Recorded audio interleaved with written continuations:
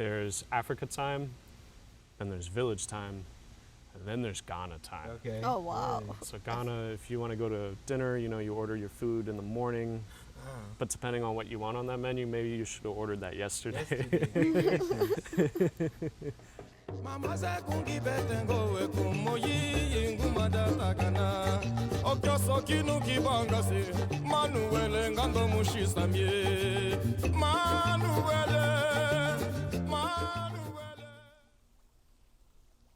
Hey everyone. On today's episode of 2 or 3 Podcast, we had on the big homie, my main man, Mr. PeterJS, who is currently a Brazilian Zouk, Salsa, Kizomba, Urbankiz, Tadashinya. There's a little bit of ballroom instructing here in New Orleans, Louisiana, man. Peter does it all. I first met Peter when I moved to New Orleans back in October 2017, man. He's been a great friend of mine, a great instructor. I'm so happy he came on the show, man. This dude has done so much traveling in his lifetime, man. I was so surprised, man. Great episode if you want to hear about his many adventures traveling the globe. Let's jump right into this episode. Hello, everyone. Welcome to today's episode of 2 or 3 Podcast. I'm your host, Terrence Greer, joined by my co-host, Ms. Francesca Pena. Hey, y'all. On today's show, we are blessed to have the wonderful and incredible PeterJS. How y'all doing? How you doing today? Oh, pretty good. Nice, man. So, Peter, if I'm not mistaken, you are a tango, salsa, kizomba, Urbankiz, and Brazilian Zouk instructor. Is that right? Yeah, probably more too. Dance instructor is probably a safe. Yeah, it's a little bit of everything, honestly, man. Yeah, I think one of my talents is for teaching dance. Maybe even more than for any specific dance. All right, shut up, man. Yeah. So if I'm not mistaken, you were born in New York? Yes, Oh, Manhattan. Okay. I'm very curious, Peter. My mom was born in Brooklyn, man, but I'm very curious to know, man, what was your childhood like growing up in Manhattan, man? In Manhattan, it was really short. My parents suddenly quit their jobs and became missionaries, and moved me to Korea. Really? Within the first year of my life. So we got out of Manhattan really fast, but we came back in a year from Korea and moved back into Brooklyn.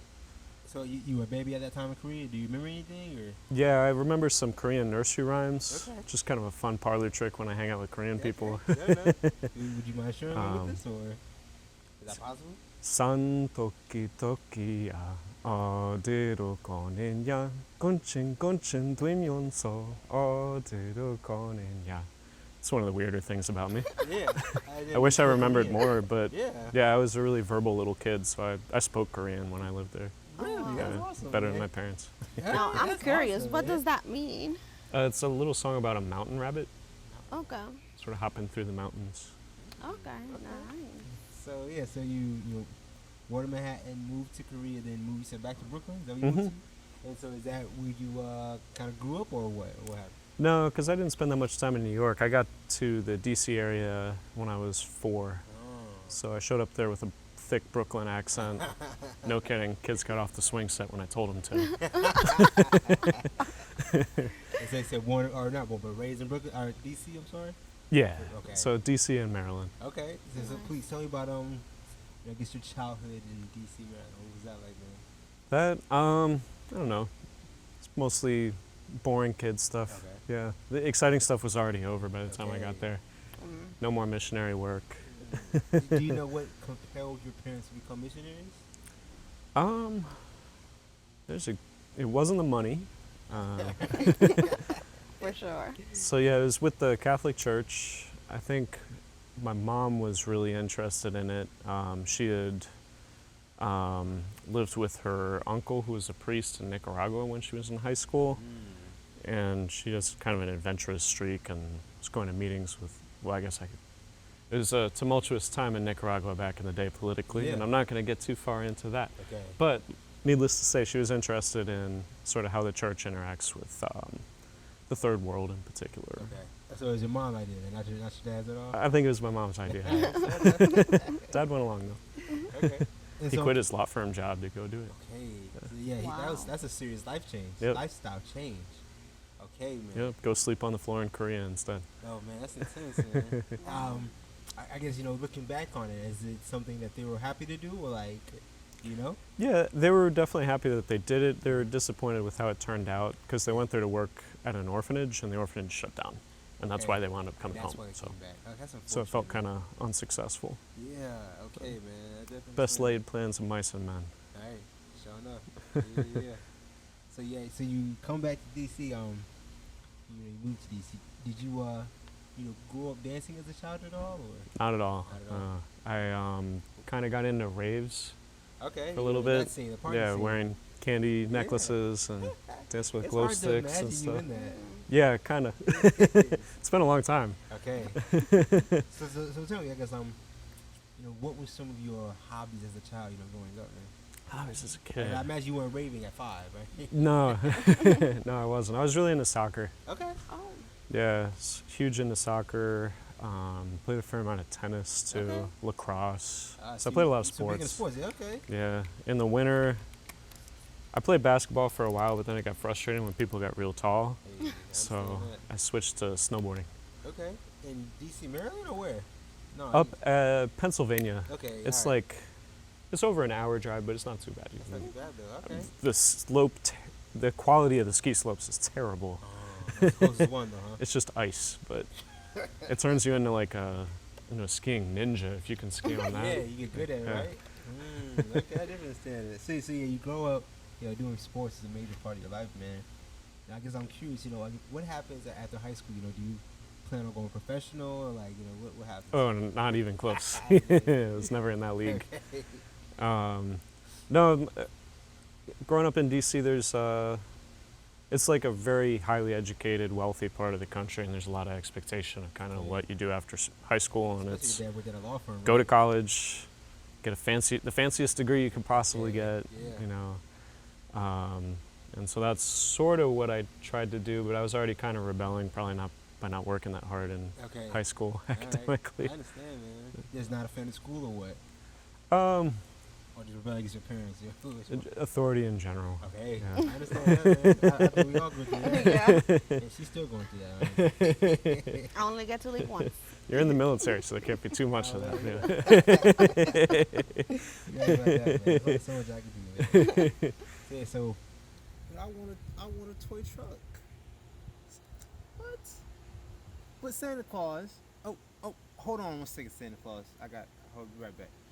Hey, if you could leave a like and subscribe for the show, that would be amazing. Let's get back to the episode. Yeah, so you're trying to rebel as best you can, man. But so do you go to college or what? Yeah, I went to a little liberal arts college upstate New York Okay. near the mountains. Okay. Is you trying to get as far away really from home beautiful as possible, place. or what? I kind of liked it. Well, it's not exactly far from home because I've got sort of, if you go back in my family's generations, they come from that part of New York. So I already kind of knew the area. I knew the Okay. mountains up there and the lakes, and I Uh-huh. thought it's a really pretty place to go to school. And it had, I didn't mention I was a musician. I was a musician growing up too. Really? Oh, wow. What'd you play, man? Guitar. Okay. And I sang too. I used to sing. You was in a band or what? I was in multiple bands. I ran the jazz band at my high school. Did a lot of different things with that. Wow. Quite the background. And so another way in which I was kind of rebelling was, okay, you know what, I'm not going to do the traditional school studies route. I'm going to go into music and Yeah. become a composer or something. Okay. So I went to Skidmore College, and they've got a real strong music program. So I was excited to go hang out in the mountains and play guitar. Yeah, that'd be cool, man. Yeah. What got you into, I guess music and being a musician and guitar? How'd that come That is mostly random. I took a class in 6th grade where they gave everyone a cheap guitar to play, and we played Mary Had a Little Lamb or Okay. something. They just fell in love with it or what? No, but I Oh. was pretty good at it. I was pretty good at playing Mary Had a Little Lamb, and my parents are like, okay, why not? Let's get him a guitar. Okay. So they got me a guitar. I started taking guitar lessons, and I started early enough where the teachers that I got pushed me in the right direction, and I managed to get pretty good at it. Okay. See, I never knew you were a musician, man. I Yeah. don't think you ever brought it up. No, Yeah, it's okay. kind of former lives. Okay. You've had a lot of fun with life. So you go to school for music, or what were you going to study? Be a I composer? didn't have a major yet, but yeah, that's what I wanted to do. I wanted to learn how to compose classical music. Okay. Wow, that's I was intense. playing classical guitar, solo, ensemble, jazz guitar. Were you able to read music? Oh yeah. All right, okay. So I mean, that's like a true test in my opinion. If you can read music, then you're about it. And so I guess do you stick with it, or like what happens, man? Well, I kept playing all throughout college. I wound up transferring to Georgetown, and they didn't have as big a music program there. What made you transfer? Can I ask? I wanted to learn Russian. I wanted to study Russian. Girl, or like what? What happened? No, I was really into Russian literature. Okay.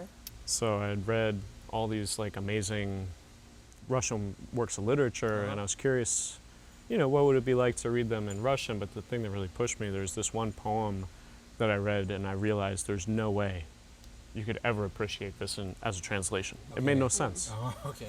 And it was this futurist poet, Khlebnikov, and he wrote this poem called Laugh, or Laughter, and the whole thing is just playing around with the Russian word for laugh. Okay. And there are no other words, it's just laugh. So the English whole translation was like, laugh, you laughers, laughably, laugh. And I'm like, this doesn't make any sense. Okay. So wait, so you're saying from that one poem made you want to learn Russian?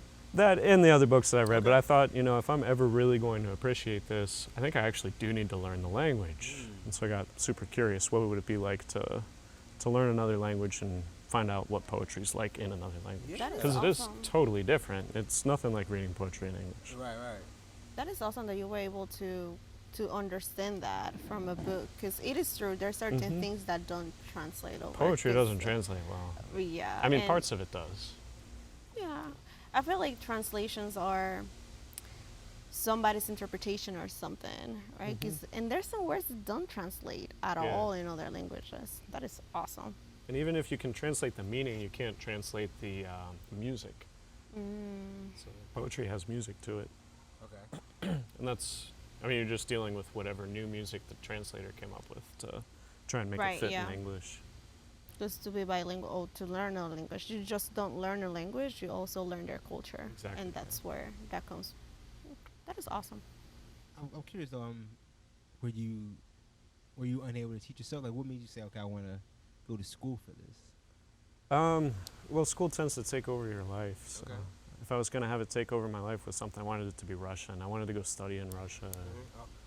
Study in Russia. So Mhm. what happened? Well, you Yeah, transferred to Georgetown. I went abroad to Russia from Georgetown. Really? Is Georgetown? Where's that at? Is that Georgetown's DC. DC? Okay, I didn't know that. So yeah, so you transferred to Georgetown, and then study abroad and go to Russia. Mm-hmm. Yeah, all right. And so, That is how old were you intense. when you moved to Russia? How old was I? Yeah. I turned 21 there. It was the most anticlimactic place to turn 21. Why Everyone do you can say drink. that? You can Little kids are drinking there. Oh. Their parliament even had they had a debate to determine whether beer was alcoholic, and they decided it was not. Beer's not alcoholic. Wow. Beer's not strong so, enough to so get you you could drunk in drink beer. Russia. Yeah, no, little kids. I was at a cafe one time. I see a little kid just smoking through a pack of cigarettes and had a 40 in his hand. And we're kind of laughing. We're also kind of like crying. It's not good that kids are drinking and smoking, but if Russia's a dark sense of humor kind of place in That's general. wow, bro. So, I mean, please tell me, man, I've never been to Russia. What was it like living in Russia, man? It was amazing. It was definitely one of my fondest memories, best Yeah. times of my life was living in St. Petersburg. Okay. I can't speak to Russia because Russia is really big, but yeah. So St. Petersburg is just like a magical place. Really amazing. Nothing seems real. There's like some sort of magical thing happening around every corner. It's kind of like New Orleans, Okay. but rainier. Really? Yeah. I want to say more humid than here. Oh, St. Peter Definitely is colder. More humid? I think so. And I didn't know more cold. I know it gets more cold. Yeah, definitely more cold. That's such a dichotomy to go from, because, New Orleans doesn't get cold like that. No. So to go from even more humid to this to even being more cold in the winter is astounding. It gets incredibly cold there. Like negatives, right? Yeah. I know it. Wow. With the humidity too, because it doesn't go away. It stays humid. Even through the winter? What do you mean? Oh yeah, I see it stays humid there. I mean, it stays humid here during the winter, I think. Yeah. I'm just trying to imagine like being negative and humid at the same time. Oh my The God. trick is people heat their indoors really well. So the second you go inside, you take off all your layers. And that's the other thing, everyone layers up when they go outside. You have to. So like when you go to the opera or the ballet there, everyone uses the coat check. Okay. Coat check's a much bigger deal there than it is here. Yeah. Oh, yeah. Because you've Dope. got like several animals you have to take off yourself. Yeah. Check over there. Yeah, I wanna hear about Russia, man. So you know you transfer abroad. It's through Georgetown, right? You do a study abroad program, and so do you stay with like a foster family or what Yeah. is it? Stayed with a host family Host there. family, okay. You got adopted. So it's kind of an adoption, I guess. Like you do have to pay them, so Okay. I guess the government pays if you're a foster kid. I don't know. Kind of a foster kid, yeah. Yeah, I guess. I like it. Yeah. And so, I guess, are there many English speakers in St. Petersburg, or? Back when I was there, this is a while ago. It's not, I don't know, 15 years ago, 16 years ago, something like that. Uh-huh. It's been a while. No longer than that. Man, I'm not going to say. Could be any amount of time. All right, shut up. But no, the level of English speaking was not very good there. Okay. It's different from when I had traveled other places because a lot of other countries are small. Yeah. So if you go to Switzerland, they got 6 languages in their one country, Right. and they're surrounded by other countries, so they kind of need to be able to talk to those people. If you live in much anywhere in the world, you're surrounded by other people who speak different languages, other countries, not just other people, but like reasons to speak the language, Especially to do like in Europe. business, to do anything. Yeah. But Russia's not like that. Russia's like the United States. It's a huge country. You don't need to speak another language. Speak Russian. You speak Russian, you're fine. There's really no reason. Like here, you don't need to speak another language to be No. in the United States. Yeah. You speak English, you're fine. Exactly. Like it might be nice to speak another language. You don't need to. Not, yeah. It And might so- help you get a taco quicker in certain circumstances. It's like really, it's not like vital to your economic Right. interest. So tell me about, you know, I guess your learning process of Russian, man. What was it like to learn that language? Oh, so much fun. Yeah. I love learning languages, and Russian is really fun. It's got a fun alphabet. It's got fun sounds. It feels good to say it. Yeah. Hey, how would you say, you know, my name is Peter? Меня зовут Peter. All right, shut Even your name sounds different. Меня зовут is like me llama. Oh yeah, Okay. Меня зовут Terence. Yeah. Yeah. Mm-hmm. So I don't know. All right. And so you picked it up easy, and was it difficult for you, or?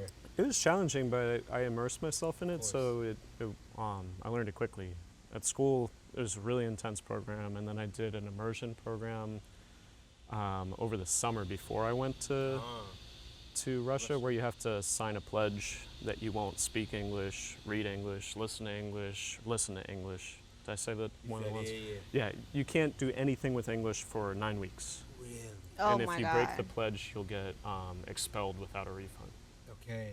This was through Georgetown? No, this is Middlebury College in Vermont. So you go out to the middle of nowhere, and then you're under an oath to do nothing but Russian the entire time. Oh, you will learn some Yeah, Russia for that's- sure. That will do it. Improvising Russian to speak to other people doing the same thing. Okay. That is Try awesome, to, but man. there's Yeah. no better way to learn a language or Yeah. anything that to immerse yourself in it for Mhm. as long as you can. It's even more immersion than most study abroad programs because there you can at least talk to other people in Yeah, English that's still. crazy, man. Right, yeah. Not Out there. there. Uh-huh. So That's intense, man. I learned it quickly. Okay. And so, Like in a year, I felt pretty competent in Russian. Oh, Okay. wow, that's awesome. I'd love to do that again now. I don't know why I don't. It's just without the discipline of like certain structures, it's hard to really get yourself to commit to things. man. Yeah. Are you still fluent, or you kind of lost it? I can read it Oh yeah. and I understand it, Okay. but speaking it has become really Oh, that's challenging. unfortunate, man. Yeah. It's something that you don't use it, you lose it. I can still do it, so when if someone hears me say something in Russian, they'll think, oh, this guy speaks Russian, until we start actually talking and they realize I can't remember any words, Okay. losing the train of thought all the So time. yeah, so you move over there and you're learning it, man. Let me ask you this. You know, I guess what are some of your fond memories of being in St. Petersburg, man? What St. was it? Petersburg? Yeah. Yeah. Wandering around in the snow alongside the canals, past all the palaces and over bridges. It's just gorgeous. Okay. Wow. I was telling one story the other night. I went to see this crazy play reenacting the murder of Rasputin. Okay. Rasputin was murdered in the Yusupov Palace. And the Yusupov Palace happens to have a theater, which is gorgeous, and they had a play reenacting the murder of the guy in the same place. Now that's creepy to begin with. Isn't that about the Disney movie? Isn't there a Disney movie about Rasputin? Anastasia? There is Anastasia. I never saw the movie, so I don't know if Rasputin's in it. He should be, It though, is because he's a in good it. character. Oh, yeah? I like that movie. It's an interesting guy. Wow. So I Okay, went so to go this- see this. Already really surreal kind of experience. It's honestly kind of distasteful to have a play about killing someone like right there. Does a great job. But anyway, we're leaving the theater and we're all like, wow, that was weird. And as we're walking out through the palace, it's like after hours at the palace. It's no longer museum, like open hours. And we're walking through this empty, amazing place. And these two big doors open and I see this huge ballroom with a full orchestra playing waltz. And people dressed like they came out of Eyes Wide Shut, all like waltzing around this ballroom. And I was just, my tongue sort of hung out my mouth, my eyes open wide. I'm like, wow, I want to be a part of that. Yeah. I don't know how to be a part of that. Finally, I have learned how to waltz. So Is that how you got introduced to dance, or? no, no, it's still years after that. Okay. Yeah. Okay.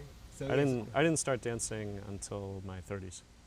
No way. Hey, shucks. Sure enough, man. Yeah, I'd never done any partner dancing whatsoever, Mm. and really no solo dancing either, Okay. aside from like fluid dancing at raves.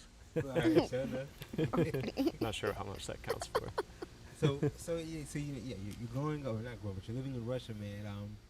Were you doing raves back then in Russia? Was that a big thing? You know, we did go out to the clubs every now and then in Russia. What are the clubs like in Russia, man? They're crazy. It's also, we had kind of a joke that like what happens to dance like the further north you go, like kind of goes downhill. Okay. Oh, wow. Okay.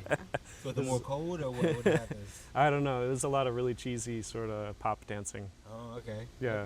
Okay. Which is funny because every time I encounter any sort of like salsa or Kizomba dancing from Russia, it's people who, like take it seriously. But I guess that's like anything they do there too. Like ballet, the best dancers in history have all been from Russia. Okay. So there's a society that knows how to train dancers, Okay. but they're Okay. sort of popular in the club dancing Okay. ability level. Not so much. Us Americans felt pretty Very rhythmic. cool. Okay. Okay, you said we. Was it more than just you? I guess who. Yeah, there's Okay. a whole bunch of people in the program. And so I guess you were in classes, right, or what? What classes were you Mhm. taking? Yeah, sort of. We had Russian classes and some like Russian culture classes. They're pretty easy compared to studying back at home. Really? Yeah, Okay. So you had a lot of free time, or what? a lot of free time. That's awesome. Which man. was good because I Yeah. spent every other day I would either go out with friends and we'd usually flip a coin to see whether we'd go to the opera or the bar. Okay. So, honestly, like going to see the Mariinsky ballet would cost about the same amount as like having a beer. Oh, okay. Oh, wow. So cost of It's living so was kind of cheap. Okay. Yeah, especially because we paid Russian student prices because we had Russian student IDs. Yeah. So we would go see the best ballet companies in the world for $2. That's awesome, man. Yeah. Wow. That's really cool. And so did you have a job, or were you just completely a full-time student? Full-time student. Okay, man. That sounds like a really cool life, man. And then my off nights, I would just hang out in my place and I'd read Russian books and write down words that I wanted to learn. And All right, that sounds really cool, it man. was amazing. That sounds like it, Yeah. man. So you are, studying abroad and everything, man. I guess do you graduate? Like, what makes you come back? Let's see. Well, I finished my program abroad, so I went back, finished up at Georgetown. Well, real quick, how long were you in St. Petersburg? A year? Oh, just half a year. Okay, so 6 months. Okay, Yeah. so I wish it was longer. Yeah. You Me too. I was having a blast over there. So you finished your program, come back to Georgetown. Mm-hmm. You said you graduated, or what did you say? Yeah, I graduated from Georgetown. Got my degree in Russian international politics. Okay. And then I was looking at doing a whole lot of different things. I worked in an embassy for a while in the Republic of Georgia. Okay. I wanted to work for one of the intelligence services, but it wound up not working out. I basically got hired by the DIA, Uh-huh. the Defense Intelligence Agency. I know Terrence knows, but Yeah. for other people For listening. the rest of the world. Yeah. Thank you. And I was going through the whole security clearance process to get a top secret, because I had never Tell me, had what shit- what top happened? secret before. Well, it took forever. Of course. Like, it's a really Is it? long, grueling process. I had to go through myself, so yeah. They wanted to know Your every neighbors. place I had ever slept. Yeah. And I'm like, are you kidding me? I traveled through West Africa the year before that. You know, what am I going to tell them? Especially in summer car, that's really gonna make it tricky. Man. I don't know, some guy's hut, you know, the hospitality hut in this village. Yeah. I went to that one. I don't know what to tell you. And then that was also shortly after the U.S. invasion of Iraq. I really didn't want to go there. Okay. Like when we went into Afghanistan, that was somewhere where I thought, you know, my Russian background's relevant. The Northern Alliance, people tend to speak Russian. And, you know, it makes sense for me to have something to do with that part of the world because of Central Asia and Russia's role there. Iraq had nothing to do with anything I was studying. It seemed like a miserable place to be. At that time, of course. Yeah, I would have just lived on a base the entire time, eating McDonald's, Yeah. listening to explosions go off. Didn't sound good to me. Nah. And with what eventually happened there too, with the Abu Ghraib scandals and stuff, I'm really happy that I chose to not go do that. So. Okay. Say you go through the process. I guess you just say you cancel. Say I don't even want to do this anymore. Yeah, so I ultimately canceled on that. I started working on a degree at the University of Chicago I never finished. Okay. Yeah, I Masters, started. I guess, or what? Mhm. Yeah, eventually the internal revolt happened at doing what I was supposed to do and had to do something else. Okay. So I dropped out of there and wound up writing travel guides for a while. Okay. Writing travel guides. Uh-huh. Wow. And then I wound up having just about every kind of job you can imagine. You were a stripper at one point, or? I've been asked to do that, but I Okay. haven't done it. All right. All right. I was asked by someone you know. Someone with a party business. Okay. All right. I want to know. I gave it a thought because it's $300 an hour Oh shoot! Well, for 15 minutes, so it was like $75. But honestly, I thought, you know, I could probably play off some exotic dancing for 3 or 4 minutes. Yeah. All right. I'm not sure what I'd do for a whole 15 Out minutes. of time, bro. That sounds hey, you really better awkward. repeat those moves for that amount of money. Yeah, exactly. You come up with something. How many times can I whine for 15 minutes? I mean, Brio had me do it for an hour. Start seeing some Russian nursery rhymes. Or? I'd really run out of moves. See, yeah. So it sounds like you kind of just like drift through life, flow through life, or what, man? At that Yeah, time, for a while. it just you can't find anything like that sets your heart on fire. You choose passion. Yeah, that was the problem. And so eventually I moved to Colombia. Really. South Yeah. America. This is after working for a while. I did do one job for a while that I kind of liked, just being a hotel concierge in D.C. Okay. So that's a fun job.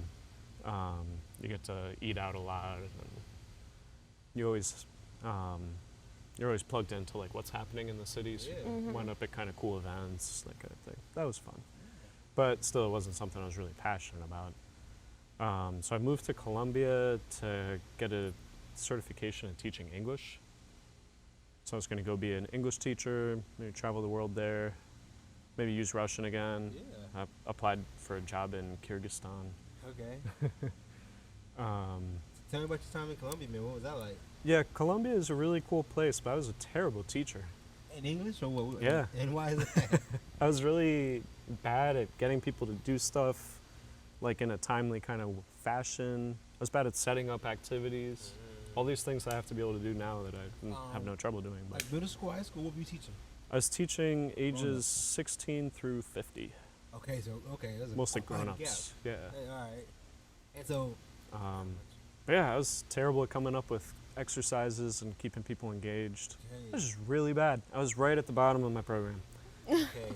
And I was used to being good at the stuff that I did, so it was a little extra frustrating. Yeah. Probably it's good for you to fail at stuff. And so eventually I talked to my coach, guy who's trying to train me to be a good English teacher. And he's like, yeah, Peter, you're not a natural. at this.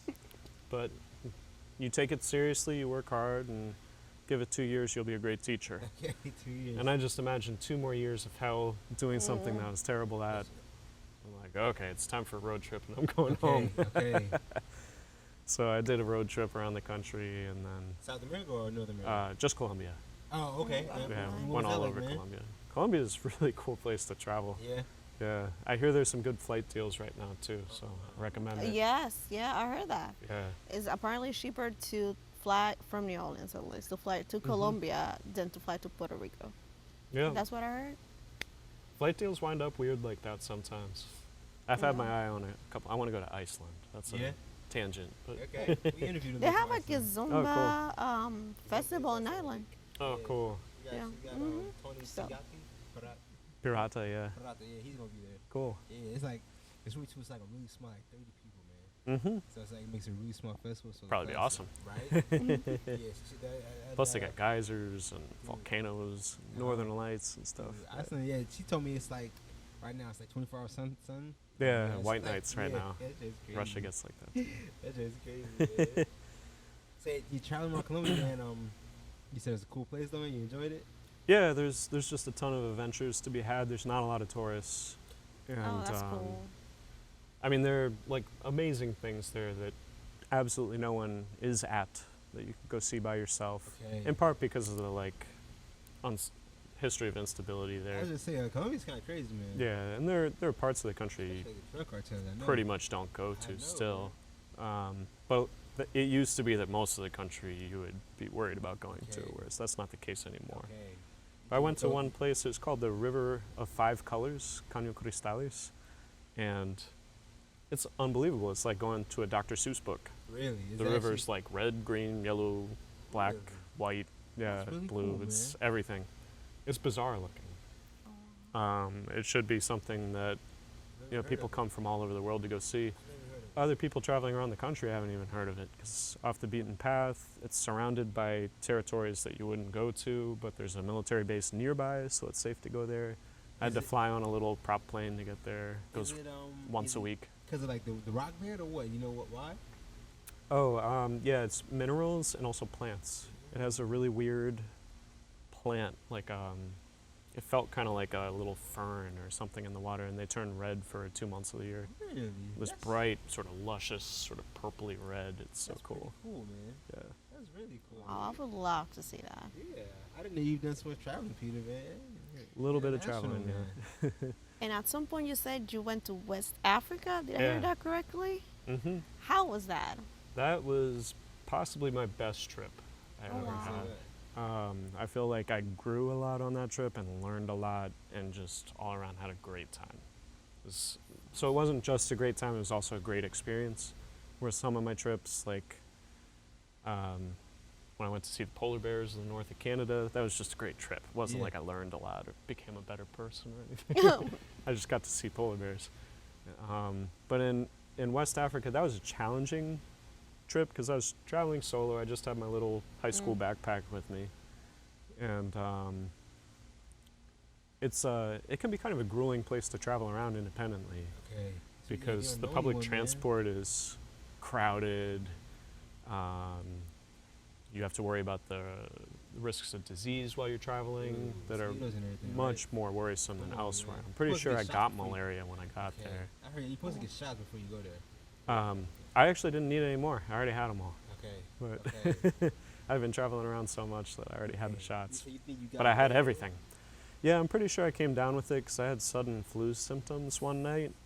And fortunately, I had the best kind of anti-malarials, which is one of the 2 treatments at the time anyway for when you actually do get malaria. You take an injection or you just take a really large oral dose of this medication, Malaron.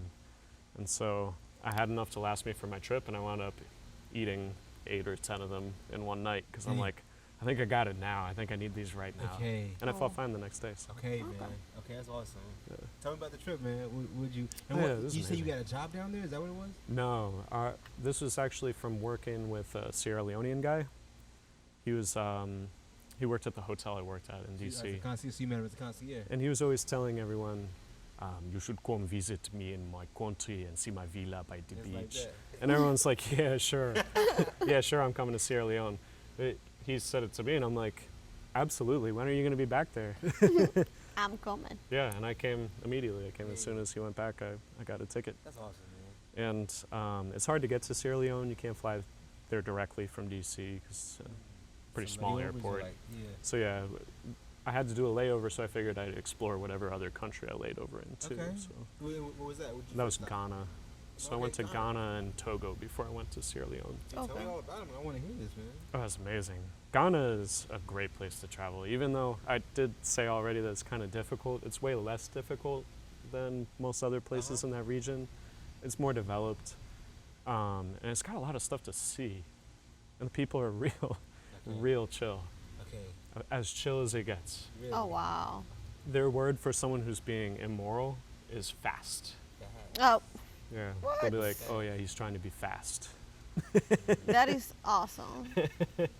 Because fast is evil. Slow is Okay. honest, good, Okay. moral. And that's how life is kind of lived in Ghana. They've got all sorts of funny expressions about it. They say there's Africa time, then there's village time, and then there's Ghana time. Okay. Oh wow. So Ghana, if you want to go to dinner, you order your food in the morning.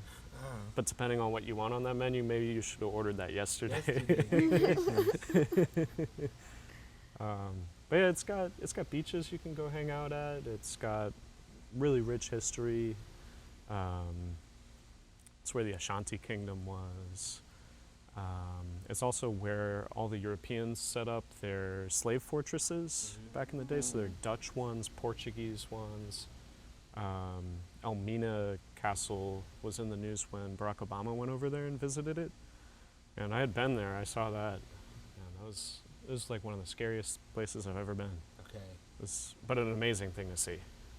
The place where they held the slaves before sending them out to sea, it's like this awful sort of cave under the castle, and it smells Okay. still. Still. Oh wow. I'm trying to think, how long has it been since they were putting slaves in there? Like well over 200 years, Yeah, something like 250 that, years. 1800s, right, or It's what? like a really long time. Yeah. And it's still like everyone just retches the second they go Okay. inside Okay. from the horrors of what was going Yeah, on man, there. That's intense, yeah. Yeah. See- So fascinating place. I believe it, man. You said, so after Ghana, you go to Topa? Was that what you said? Togo. Togo. What Yeah. was that like, man? Togo is really strange. I ran out of money there, unfortunately, Ah. and I couldn't get any more money because I only had MasterCard, and they don't take, or at least back then, they didn't Oh take my MasterCard goodness. there. They only had Visa. So I Yeah. couldn't withdraw any money. So I was just skimping with what I brought with me from Ghana. So for 2 or 3 days, I just had one baguette. Okay. One One baguette. piece of bread, right? Baguette Yeah. that you were just trying to. Plus, because it was a French colony, so they got good baguettes. And I'd buy the little pure water packets. That was it. Water and a baguette for several days, trying to like see if I could Wow. stretch it and get to the place that I wanted to go to. Yeah. And so just walking or what? Like what? No, I was usually taking like not exactly buses, like minivans. They've got them around most of the world. They'll have buses, but most people are getting around by kind of minibuses, which have like weirder routes, and they kind of go when they fill up, not Okay. like on a set schedule. Okay. I'm just thinking you didn't have any money, but okay, you found a way to get on when. Didn't have much money, but Okay. Just enough you those things are going. pretty cheap too. Okay. Nice. Okay. So I was still able to get across the country. Getting back, so Togo's like a stick-shaped country. Okay. It's real long, real skinny. Okay. And I wanted to get to the very north of it because there's some really weird sort of cultures up when it starts getting more arid that build these giant clay fortresses that I really want to check out. Okay. Super cool. They're filled with Yeah. like if I built a fort, that's the kind of fort it would be. It's got like a cool place to hang out on Yeah. the top. Okay. It's got like secret passages where you keep your dogs in case like invaders come in, so you can let the dogs out at them. Okay. What? Yeah, it's like a little booby trap fort. It's That's what cool. it sounds like. Yeah. I'm curious, man. Where were you sleeping at that time? When I was up there, I was usually staying in hotels. Okay. Okay. Yeah, it depended. If I was all the way in a village, then in Africa, every village will have a hospitality option for you. Nice. So it's not like they have a hotel, obviously, but Africa has a real strong culture of travel, Okay, man. which I think people here maybe don't know that much about that, but Africans are big travelers. They might not have the means to travel from like inland Togo to see the Grand Canyon or something, Right. but to see the rest of the continent, that's actually something that's possible. You just got to be able to get past borders, and then you keep staying at hospitality huts. Those are almost always free. Nice. So if you're staying in a village, you actually stay for free. But it's free the African way, which means you do have to take care of the people who take care of you. Okay. So Oh, that is the person awesome. who goes and gets you some water, you get them something. The person who gets you some electricity for your room so that you can see something in the night crawling towards you or something. Give them something. Yeah. It's basically tips. Yeah, I get Tip you. everyone. I get you. Um, How bad were the mosquitoes, kind of ask, man? Was it a problem for you? No, but the problem isn't that there are a lot of mosquitoes, it's the ones that are out there can kill you, Of course, man. Yeah, dude. I think mosquitoes kill more people than anything else, Yeah. right? period. Yeah, man. Yeah, all humanity. Exactly. Yeah, mosquitoes ain't no joke, man. That's the only part of the world where they think there's like a selective pressure actually causing humans to evolve. It's in Africa, sub-Saharan Africa. Human evolution is occurring because malaria is so bad. Okay. That's what that people is that are- sickle cell or what? Exactly. Yeah, okay. So preference for sickle cell Yeah, anemia is man. emerging so they can Mhm. resist it. Yeah, that's yeah. Dude, mosquitoes ain't no joke, man. No. Ain't no joke. So you're going through Togo. Togo, yeah. Togo, and so do you get to Sierra Leone? Or like, what's after that? I did. Getting out of Togo was tough though because I was really running out of money. Oh wow. And I sort of hitched a ride on a bus back from the north of Togo to the capital with like some sort of religious group. I don't know. I just saw a bus, so I hopped on and I Oh, was your like, life is hey, like I a need to movie, go to man. Lomé. That's crazy, bro. And they're like, yeah, come on. And I'm like, how much? And they're like, oh, we don't know. We didn't mean for this to be a commercial thing, but we're kind of excited that you're here. Okay. Because, where the heck did I come from? Yeah. Right. So I paid them kind of a nominal fee. And I don't know if they were going to like celebrate something in the capital or protest something. They were singing a lot of hymns and stuff on the way back. And then when I got there, I had just enough money to go to their central bank and then go to the border. So I Wow. caught a motorcycle taxi to the central bank. I went in there. I look terrible. Yeah. I'm like covered in the dust of the Sahara. Like it's all Yeah. blowing across the Right, region at that time with the Harmattan winds. I haven't changed my clothes in days. I got my little backpack and I'm wearing flip-flops and I wander into this like sleek banking complex where everyone's wearing suits. And I go up to someone, I say, excuse me, do you speak English? He's like, yeah. Is there an ATM here that accepts Visa? And he says, no, I recommend that you go to Ghana. Oh I man. recommend you leave the country, go over to MasterCard. Visa Okay. was there. He said he wanted you to go back to Ghana. Yep. Oh. So I had to go back to Ghana. I hopped on Really? another motorcycle taxi. I went across the border. How long was that? You remember? Like a couple hours, days, what? Oh, the motorcycle taxi? Well, yeah. Just how long did it take Oh, back to Ghana? that's pretty quick. Oh, Oh. since I had been, Well, I mean, how long from I guess where you were to get back to Ghana is what I mean. yeah, I spent 2 or 3 days. I want to say 3 days. 2 doesn't seem possible for what I did. It Okay. was probably 3 days in Togo. And so Wow. as soon as I got across the border, my Ghanaian currency all of a sudden was worth something again. And I had like a little bit of Ghanaian money on me. So I went over and I was looking to go get some food because there's like a big sort of outdoor market right by the border. And everyone's yelling, hey, white man, white man, white man, Obruni, Obruni, Obruni. And I'm like, you know what? You know you stuck Obruni. out. I Yo, knew you stuck yeah. out, yeah. It's hard to stick out more than that. So when I got back there, I just looked around. I'm like, whoever's not yelling at me, honestly, the politest person here is going to Okay. get all my money. Uh-huh. And so I went over to some like real chill looking guy.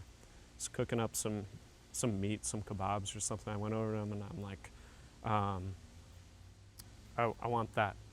And he's like, how much? And I pulled out the money I was going to spend. And I'm like, this much. And he's like, okay. Yeah. I'll take that. And he just takes basically all his meat, grills it up right in front of me, puts a bunch of hot powder on it. In Togo, they eat a lot of like spicy powders on their meat, and wraps it all up, gives it to me to take. I bring it on to my next little mini bus to take me back towards the capital. Okay. And I'm sitting in there and I'm eating it. I'm pulling out little pieces, and then I find a foot. Foot of what? It was a lizard. So I was eating some huge amount of lizard, big lizard kebab. Okay. I guess you didn't ask him what kind of meat it was. I huh? didn't care either. I hadn't eaten anything in 3 days.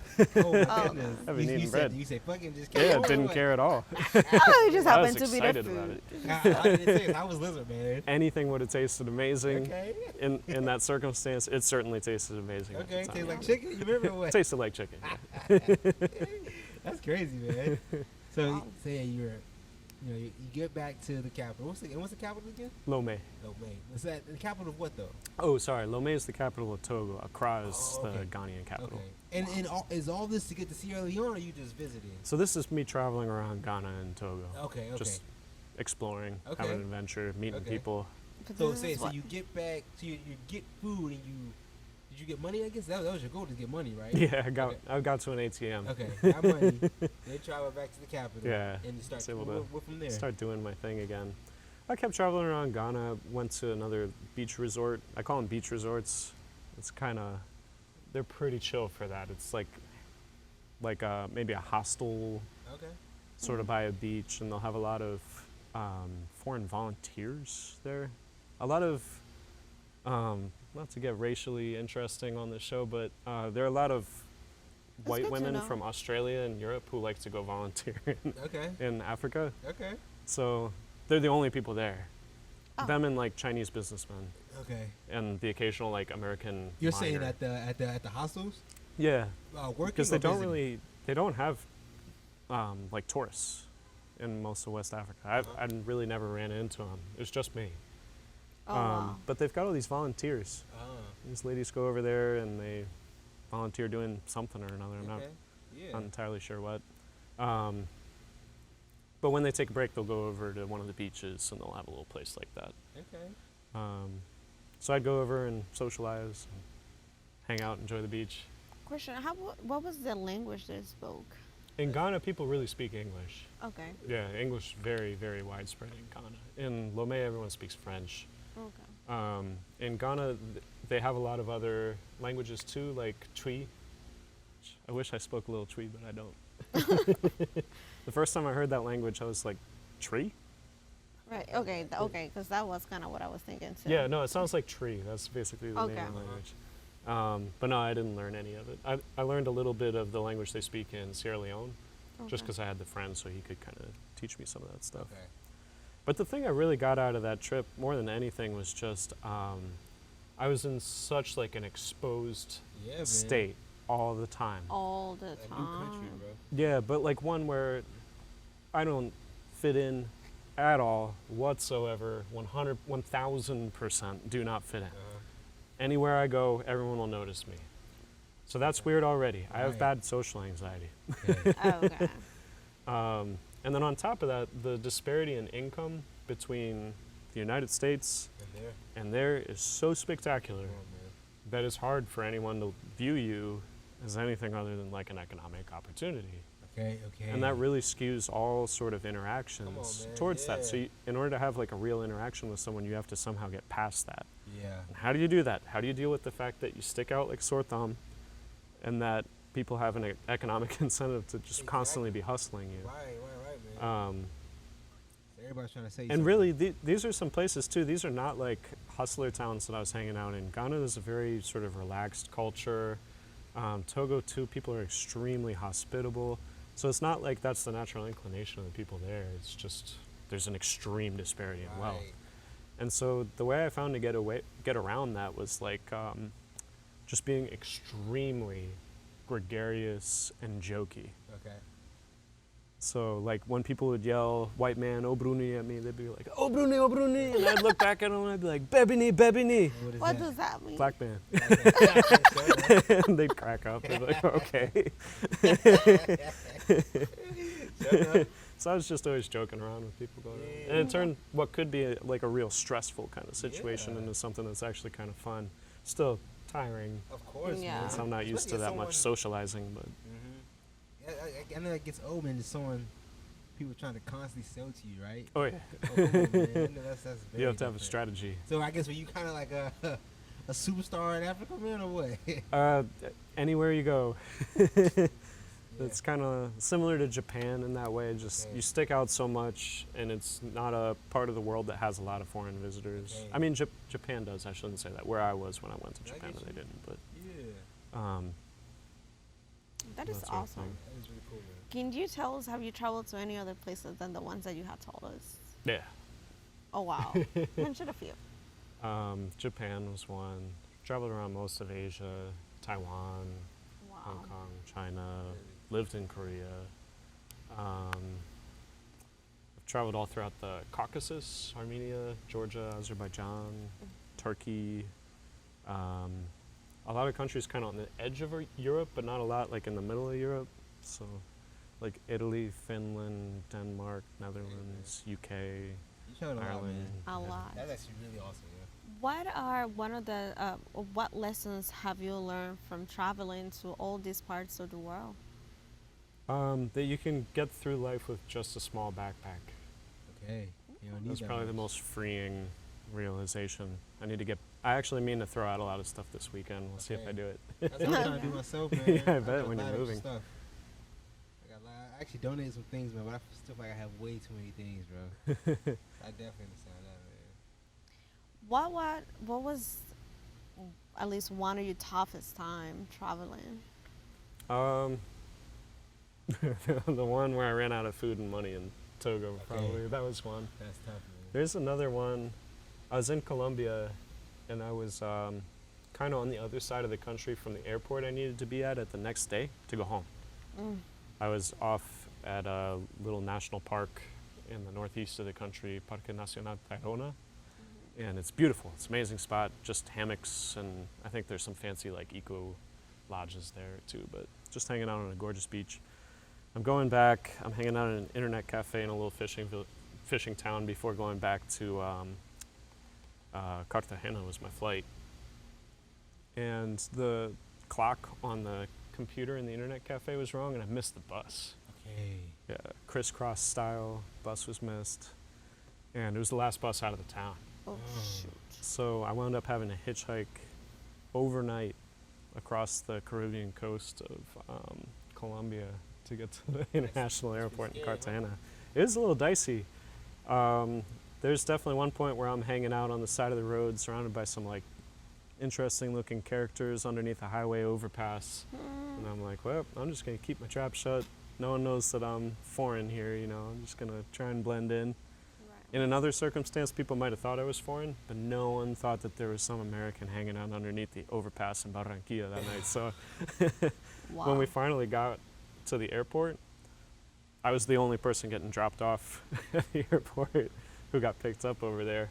And I was in this little minivan with like some indigenous people and stuff. And the driver's like, okay, we're at the international airport, and I come out, and everyone looked at me like, wait a minute, who was that? Who the He hell was tricked that? us. Who was that guy? That's What intense. sort of spy was that? It's intense. You have to hitchhike at night, bro. And, Yeah, How was your Spanish at that time? good. Okay. Yeah, my Spanish is all right. Okay. That's scary, bro. Not so good that they wouldn't realize I wasn't from Right. somewhere else, but That's so scary. but good enough to communicate my needs for sure. Okay.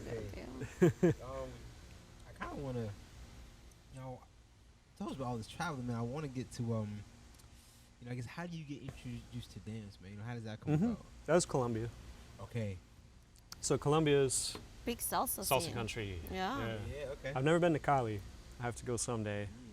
Maybe spend a month there or something. I don't know. Oh my do some God, training. I can only imagine. But yeah, in Bogota, living in Bogota, we went out to salsa clubs all the time. And by we, I just mean everyone. Like, whoever I was with, we probably would wind up at a salsa club. Okay. And I'd watch people salsa dance. I had no idea how to do it. Looked really cool. Right. I love the music. Yeah. I've always loved the music. I Okay. played Latin jazz growing up. I played salsa music as a kid. I went to Cuba and played with Cuban musicians when I was in high school. Okay. Oh wow. Like, so I've always been a huge fan of that music. It's like real complicated, ambitious, cool music. Yeah. Love it. Yeah. So we'd go to these clubs, and eventually some Colombian woman would kind of Ask you to dance. be like, hey, do you dance? And I'd Exactly. say, I have absolutely no idea. Uh-huh. She'd try to show me a couple steps, you know, and I'd awkwardly do a couple gringo steps. You know, they'd be sweet about it because they're just kind of happy that I'm giving it a try or whatever. Yes. But I thought, this really is something I would like to be able to do. Yeah.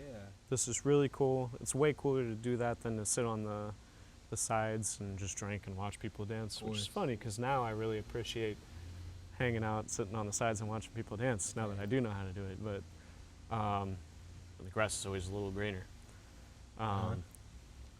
So when I moved back to the United States after giving up on being an English teacher because I was terrible at it, Oh, okay. I signed up for salsa classes in DC Okay. with she's got Salsa a with cool- Silvia. Dude, I interviewed her. Oh yeah, I That was the think first- I heard that. Yeah, That was the First first episode episode. no kidding. That was the Yeah, first Salsa with Silvia. Yeah.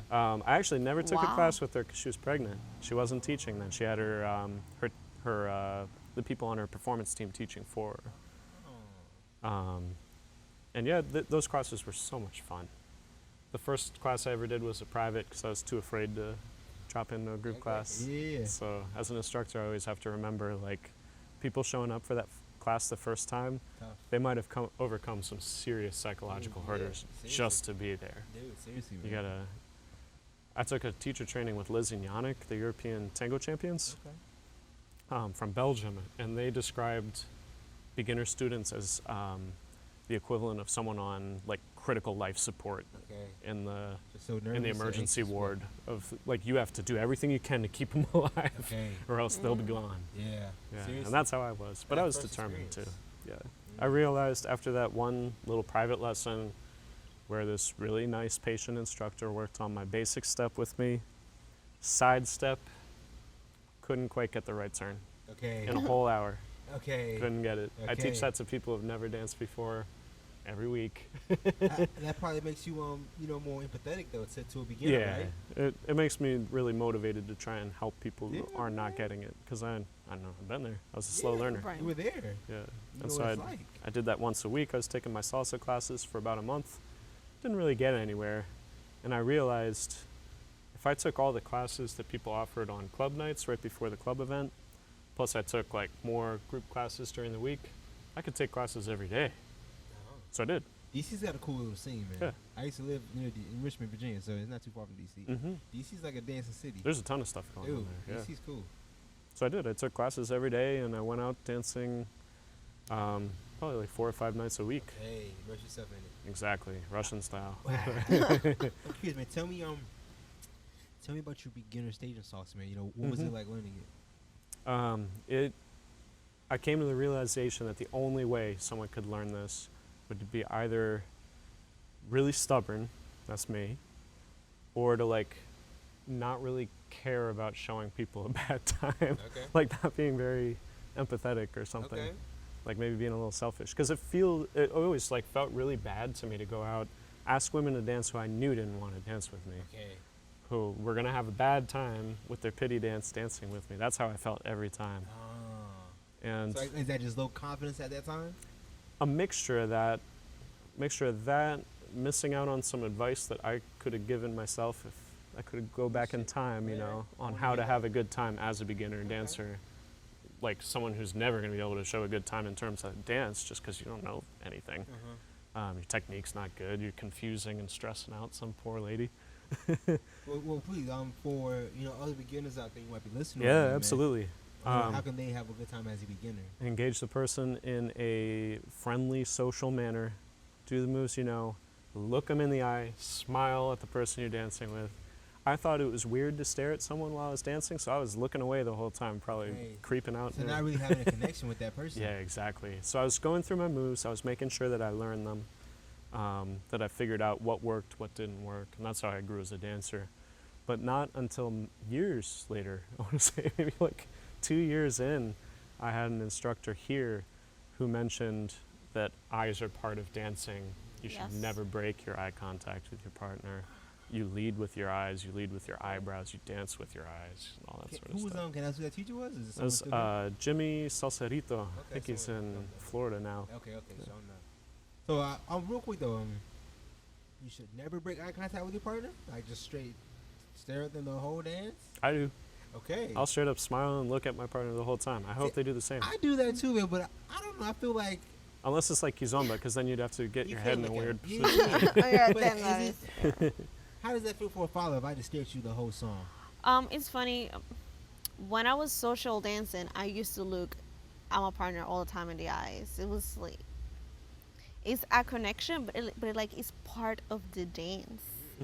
But I just had like a couple bad experience where people, and we're not even talking about trained dancers. This is just street dancing the whole time. People will take the stairs as something else. Okay, as a And follow, huh? As a follow, female. yeah, as a female. Okay. So I don't know. So that happened, and then for some reason I stopped. I wasn't going out dancing as much. It was very odd for me to go out dancing, and then when I came back to dance, I started training. So now it's hard for me to have the eye contact with the lead, and I'm missing a full connection because I'm not engaging with my eyes. Okay. So yeah, like to me as a follow, like yeah.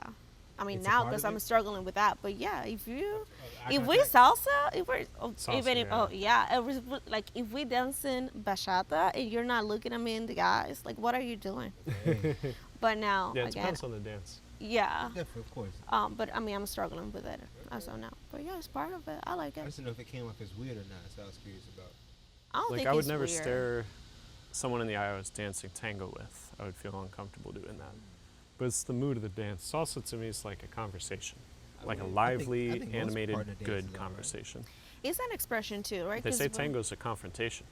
Oh really? Yeah. I heard that. It has a very different mood. I don't know much about tango, honestly. Tango's pretty so cool. I want to get into tango, man. Recommend it. I definitely want to get into. Oh, I mean, I want to hear about your tango experience. Mhm. But say you're learning salsa and everything, man. You say you spent 2 years in it, I guess, or what? Oh, I never stopped. Well, it never stopped. Yeah. Yeah, when you say okay, you can't anymore. So you're learning Um, salsa. Do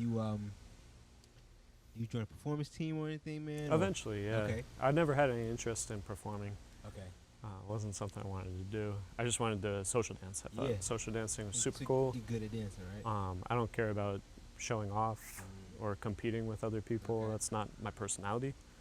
My personality is I do want to actually form good connections with Yeah. people, and maybe not everyone. But But I want to have like, I'm someone that tends to have like good, strong, select few friendships, and that's kind of my approach. I also like the fact that I can go out and have a night of social life without having to spend so much money. Okay. Back in Just DC, when I would drinking, go right? out, yeah, buying $15 Oh cocktails, man, come on. $70 dinners and stuff. Oh wow, that is That's up. expensive. I'd spend $5 and go out, spend a night dancing, and have a That's better it. time. Yeah. NPR was like that too. You paid to go in, maybe like a drink here and there, but the whole night Mhm. you are dancing like the whole night. And as a beginner, after having my heart broken 3 or 4 times in a row, I might have to go to the bar and buy some drinks. That's Okay. a different story. That kind of helps, though, man. Look at courage. I got a great piece of advice though for beginner dancers. It's from another beginner dancer who started the same time as me, and I just ran into him in Miami actually. Turns out now he runs Interfusion in DC. I don't remember his name, but he told me that he keeps dancing until he has a good dance and then ends on that dance.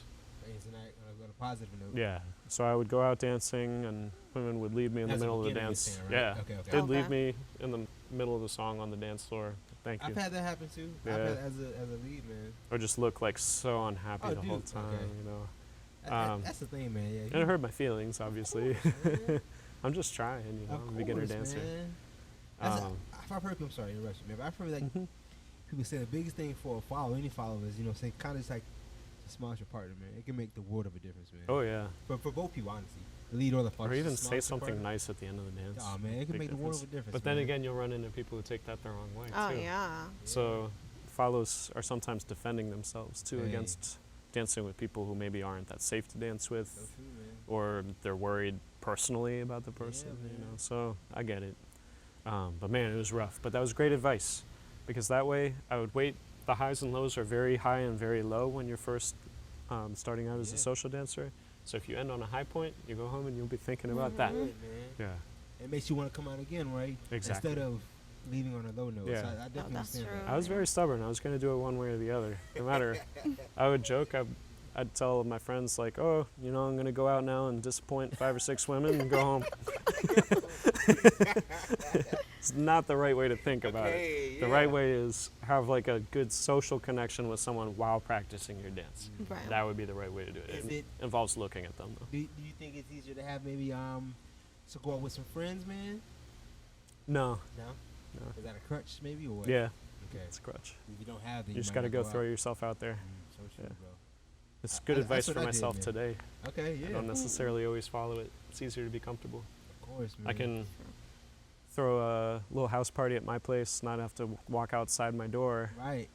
or I could go throw myself into an unfamiliar environment where I'm dancing a dance I'm less familiar with. And I mean, my social anxiety starts going up. You're the king of unfamiliarity, though, aren't you, man? As much as traveling as you've done. I have the hard part for me is the social element.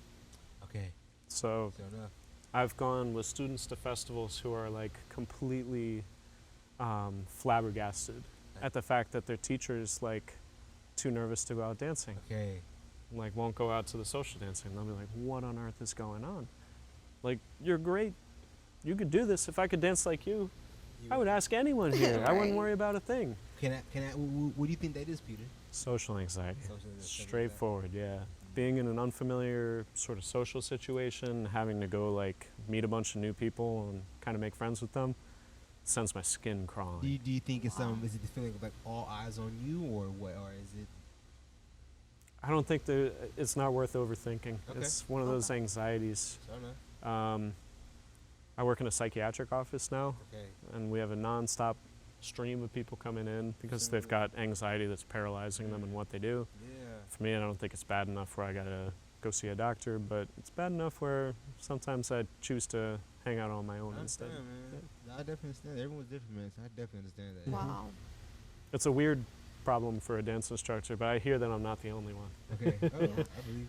And that's, I'm not a psychologist or anything like that, but one of the funniest, I don't know if funny is the right word, but one of the interesting things is that dance instructors that come on the show, a vast majority of them get nervous in front of people. They have some sort of social anxiety. Yeah. To a certain extent, they get nervous. Like I remember this particular instructor who came on the show. He was sweating, and it was a in-house interview, and he was shaking right here. Yeah. And I'm like, wow, like people look up to you guys, and you get in front of people, and you not just talk, but you actually moving your body in front of them. That's admirable. So Yes. I actually don't have performance anxiety.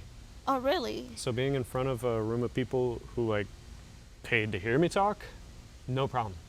Wow. I have no nerves whatsoever. But if you put me at their backyard barbecue, I didn't know anyone there, I'd be trying to play it off, but I would be engaged in fight or flight the So- entire time. I'd be fighting it I guess off. just like new people. If it's a group of friends, you're fine. Or Yeah, what? exactly. Okay. So what do you do? So I could perform in front of 1,000 people. No problems. It wouldn't make me. I mean, it'd make me a little bit nervous, like it would make anyone nervous, but not like it makes some people I nervous. get you. And I was used to doing that as a guitarist too. That's I would amazing. play. Good. I would do classical guitar recitals, where it would be an auditorium full of people, and it's just me under a spotlight there, and that's a whole lot more exposed than That like a is, dance man. performance, That honestly. is. You slip up just the littlest bit, it's pretty hard to cover in that setting. But I could do it, Okay. just as long as I was well rehearsed. Yeah. If you show up unprepared for something, Dude, that's a different story. That's life though, man. Yeah. So, of course, you're well aware of social anxiety. What do you do, or what kind of advice can you give to somebody that goes through it as well? That's a good question. My advice is to pick your battles and pick whatever option is going to allow you to pursue what you want to do that minimizes the worst problems for you. So for me, at congresses and festivals, I've found that's going to day socials instead of night socials, which has the extra benefit of allowing me to get a good night's sleep. So the night socials, that's when everyone's dressed to the nines and the Yeah. social element's very strong. Right. Right. A lot of people are trying to meet someone to hook up. A lot of people are there, to spread their name, that kind of thing. Especially like people who are involved in this from any sort of business perspective want people to know about them. Exactly. In that, I'm like terrible at this. Yeah. But I found stuff during the day is a little bit more laid back. People are more, they might be fresh out of workshops and want to practice it, or they're just approaching it with less kind of like, less social stakes on the line. Yeah, it's definitely different dynamics between Yeah. day and night. The nighttime comes, people change a little bit. Freaks come out at night. Like, what Mhm. happened? The other thing too, if you can set it up where you perform or compete in some sort of high profile way, if you're someone who has anxiety, that's going to kill it. So if you can, recommending that people teach at the event they're going to, or teach locally, even then that might not be super realistic, because unless you've reached a certain level of knowledge Right. and feel comfortable imparting that knowledge and know how to do it, might not be a very practical way. But joining like a Jack and Jill competition or something, that can make a huge difference. Okay. So you Because do that then and, like, everyone else sees you it. do it, so they're no longer interacting with you in a like, who are you, let's get to know each other. They're like, hey, I saw you, let's Okay. dance. And then Okay. it's just dancing, and then Okay. all of a sudden things seem pretty easy. Even if that initial signing up for a competition might be pretty hard to do. That's tough, man. I get nervous doing competition or performing. I definitely have Yeah. performance anxiety. And for me, I'm just extremely not competitive. When I competed at BAD last year, Yeah. Bryo gave the best advice in the world. What'd he say? For anyone who wants to do any sort of competition, don't compete. Do not go compete. Instead, show everyone your love. Oh. So if you've spent this much time dancing, doing this dance, you must love it. Exactly. Channel that. Show everyone your love for what you do. Mm. And you'll probably wind up doing a lot better as a I competitor as understand a that. result, too. Okay, yeah. So that was great advice. So what you mean though is, still sign up and compete, but Mhm. when you're competing, don't try and win. Show your love instead. At least for someone who doesn't care about winning, like me. Okay. Yeah, show your love though. Yeah, exactly. That'll be infectious. That gives you a purpose. Yeah. And, yeah. That is a And- great and And it's a advice. positive purpose, Yeah, not I a think it negative takes the purpose. pressure off yourself, right? It does I that gotta too. get first place. You know what I'm saying? I'm just gonna spread love, man, for what I like to do. Hmm. That's a great advice, because I personally don't have any issues. Like, I can talk all day and I'm Mhm. cool, I'm fine. But when I had to get on stage, oh my good Lord, I forget everything. I don't know what my name is. I don't want to get on stage. 2 minutes seem like an hour. Like, what is going on? Like, I don't even feel my body moving. Hmm. And that is a great advice, because at the end of the day, I'm doing it because I love it. Right? But Hmm. that's the way to look at it. Just Yeah. get out there and do what Show I love people to what you do. love. Yeah. Yeah. It's not a show off. It's It's a good way to have good sharing my social love dances with too. other- I do definitely. Um, So you got that mindset? Yeah, if you can imagine that you're going to have an impact on the person that you're dancing with, which you probably are, for better or for worse. That's true of any social interaction, but social dancing can be a pretty intense form of social interaction. So if, like I know when I dance with someone and I show them that I love the dance that I'm doing, whether it's salsa or it's Kizomba, and that it's not going to be a situation where they're going to be judged for how they dance or anything like that, and I'm not trying to dance for someone else in the audience or whatever. If I can show them this is why I love the dance, I know they'll love the dance. Yeah. As a teacher, I know they'll take my classes. Yeah. So, and if you want to have a better scene and you want to see more people dancing, if everyone comes at it with that mindset, oh yeah. yeah, you're going to have a big scene. And Yes. a good quality scene with people who are there for the right reasons. Channeling that every time is another story, That's the practicality, the application. especially as someone who's depending on dance for income. It can be extra hard because then you've got other motivations right. that can kind of infect your relationship with dance. So when you're dancing, you might be thinking more about what people are thinking when they're watching you, Exactly. because you want them to say, oh, that's a great dancer. People should take those classes. People should go to that guy's event, you know. And that can really ruin your dances. Yeah, it's funny that you say that. I hate to interrupt you, because as Mhm. a follow, And even as I'm assuming the leads can feel it too. It transmits because it's like you're not connected, and Yeah. it feels like you're literally showing off while we're Mhm. social dancing, Okay. and Yeah. it's like Use that connection. yeah, and it's so tiring. Like I have had this happen to me before. It feels so tiring, and it's not. It feels so long. It's like the moves are great and all, Mhm. and we can do it together, but let's connect. Yeah. You saying that they're trying to perform maybe instead of just dance? Right, like it feels like they're performing. Okay. Or worried about They're not using making me mistakes. to perform. Yeah. They're using me to To show show other off. people their skills. Right, and it's like, this is not fun Mm-hmm. for me, and I bet you're not having fun. It's not 'cause fun for them either. Yeah. I mean, what are you doing? You know, it looks great and awesome, but it will feel better. It will look better if we just had those few seconds to connect, and we Mhm. just get that, just for one dance. And really, there are two priorities that are very complementary that I think people should have while they're dancing, which is the music, the course. connection to the music, and the course. connection to the person they're dancing with. If you're dancing solo, just the music. Yeah. Yeah. Um, Both those are very important, man. anything else devalues the dance. Makes it a lot less fun. So let me ask you this then, Peter. You know, give me some hints or tips on one, connecting to the music, and two, how can we connect with our partners better? Mm-hmm. So for the music, the best thing to do is to start really slowly. Know what you mean? Start slowly to give yourself time to think. As a follower, you don't have the choice. You're stuck. You're in the car with the lead. If the driver's taking their time, you can enjoy the scenery and starting to get into the spirit of the dance, and bring that to the dance then. But if the lead rushes everything, Yeah. you're kind of screwed. You can try and slow them down, but it can be tough. But as a lead, just slowing down at the beginning. Don't try to wow your partner with what you know. Another tip is to focus on your breathing at the beginning of a song. Taking some slow breaths in and out. This is both for connecting to the music and for your partner. Okay. Because again, it's kind of meditative. By breathing in and out, that'll allow you to clear your mind of thoughts that are not relevant to the here and now. And for someone like me, I don't actually breathe that much. You might have noticed when we dance, I'm never like panting or anything. Sure, Other that- people breathe a lot more than me. It's kind of weird. I went to the doctor to check it out. It seems fine. Okay. Oh. I've heard that though. Yeah. But I'll especially, like, slowly breathing breathe at the beginning. in, breathe that. out, reset your mind, listen to the music.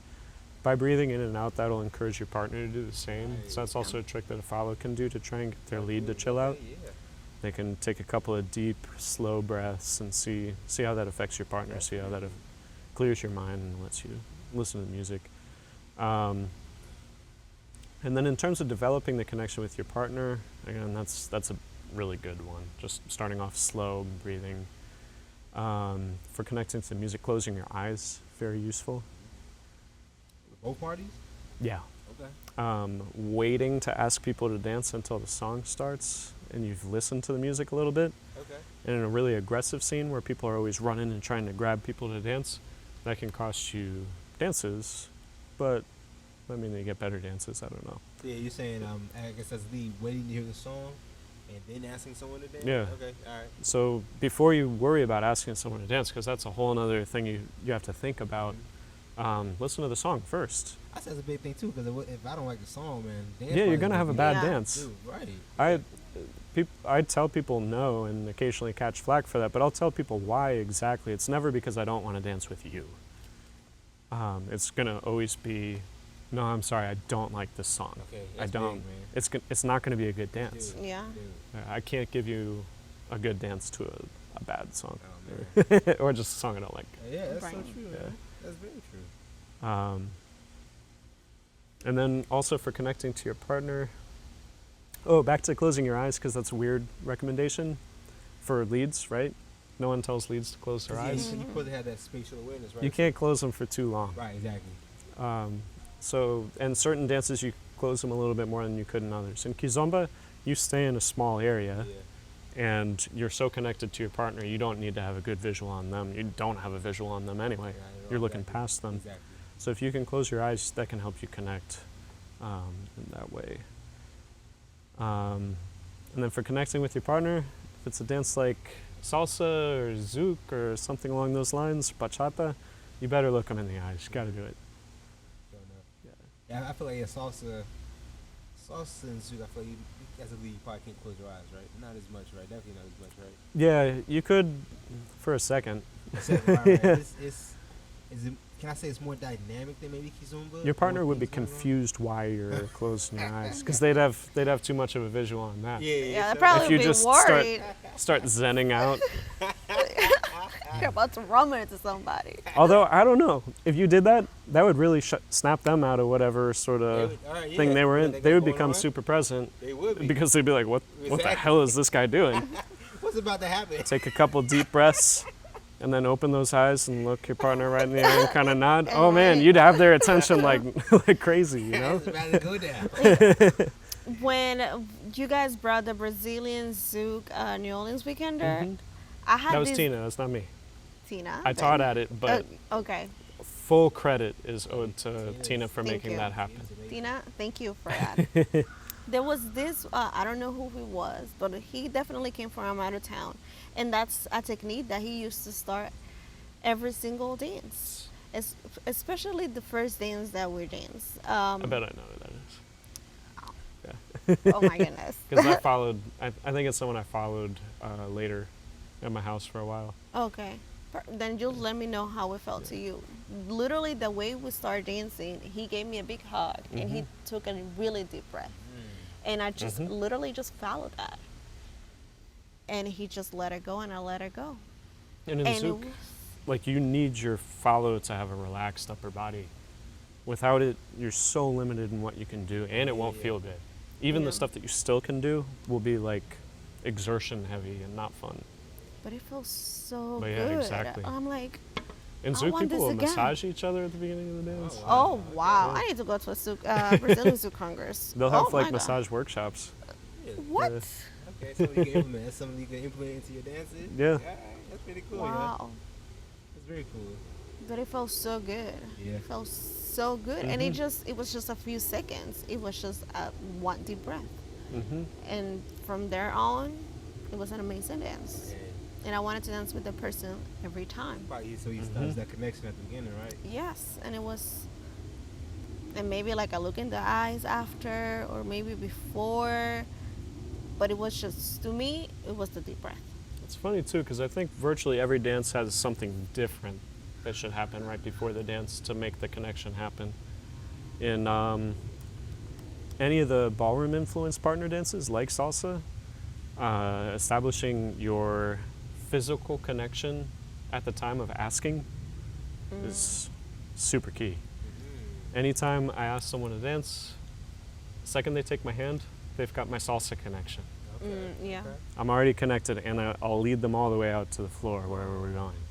that is true. It's not going to be a, hey, take my hand, let's go out there. No, it's going to be an actual partner dance connection as I'm just touching them. In Kizomba, you should always dance before you start dancing with your partner. You should dance up to them. You should start being playful with them before you connect. Physically connect. You should be connecting before you ever start connecting. Like, hey, Exactly, yeah. Okay. I got you. Kizomba, compa, or something. If you don't have that before you start dancing, it's gonna not feel right because you missed out on a certain personal engagement that you can't get when you can't see your partner. Okay. This is awesome. Like, now that you mentioned that, like, yeah, I can, see those things happen. I never In thought Zouk, about it. Yeah. the sort of hugging and like loosening up and breathing together is super Yeah. important. And it's Tango also, has very specific what is etiquette, and it drives me nuts that not everyone does it. But What is I don't it? know how to. I'm not a leader in that scene, so I can't do anything about it.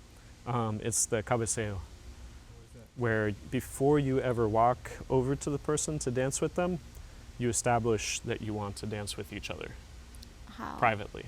So Oh wow. you look around the room, you look for the person you want to dance with, and then you try to make eye contact with them. Sort of similar if you were trying to like meet someone at a bar or something, you know, like a meet markety kind of bar, you'd try and make eye contact. So you make eye contact with them, and once you do, if you're asking them to dance, you kind of tilt your head like, hey, should we do this? Oh wow. That's the cabeceo, cabeza, head. And then the follow either maintains the eye contact, which means yes, or even like a little head nod also, or looks for a second and then looks away. That means That's no. a no. Yeah. Okay. Yeah. And it's a specific set of etiquette. It's very respectful, and it saves everyone face. Because if you see some guy dressed to the nines walk strut across the entire room, go ask someone to dance, and they're like, nope, not you. Hurt, man. Yeah, then they gotta like put their tail between their legs and walk all the way Right. back. But then also the woman too looks like a jerk. And Yeah. yeah, so it's bad for everyone. It's a good face-saving thing, but it's also a connection. Because once you've had that sort of suave connection from a distance, you know you already want to dance with each other, and that's just like reinforcing it. I like that's really cool. Yeah. Yeah, It's very I cool. I try to do that in other dances sometimes. Okay. Does it work? How- Like salsa. Yeah, people do it. Okay. Yeah. So how long have you been dancing tango? Tango I started in 2012. Wow, it's been a minute. Yeah, Is that something you picked up in New Orleans or? it is. Yeah, I So, started in yeah, I New wanna Orleans. ask you, what brought you from DC to New Orleans, man? What I was just that? like it here. Okay. Oh. So I was a jazz musician growing up, so I always was really into New Orleans. Okay. I used to come here every year just on vacation. Okay.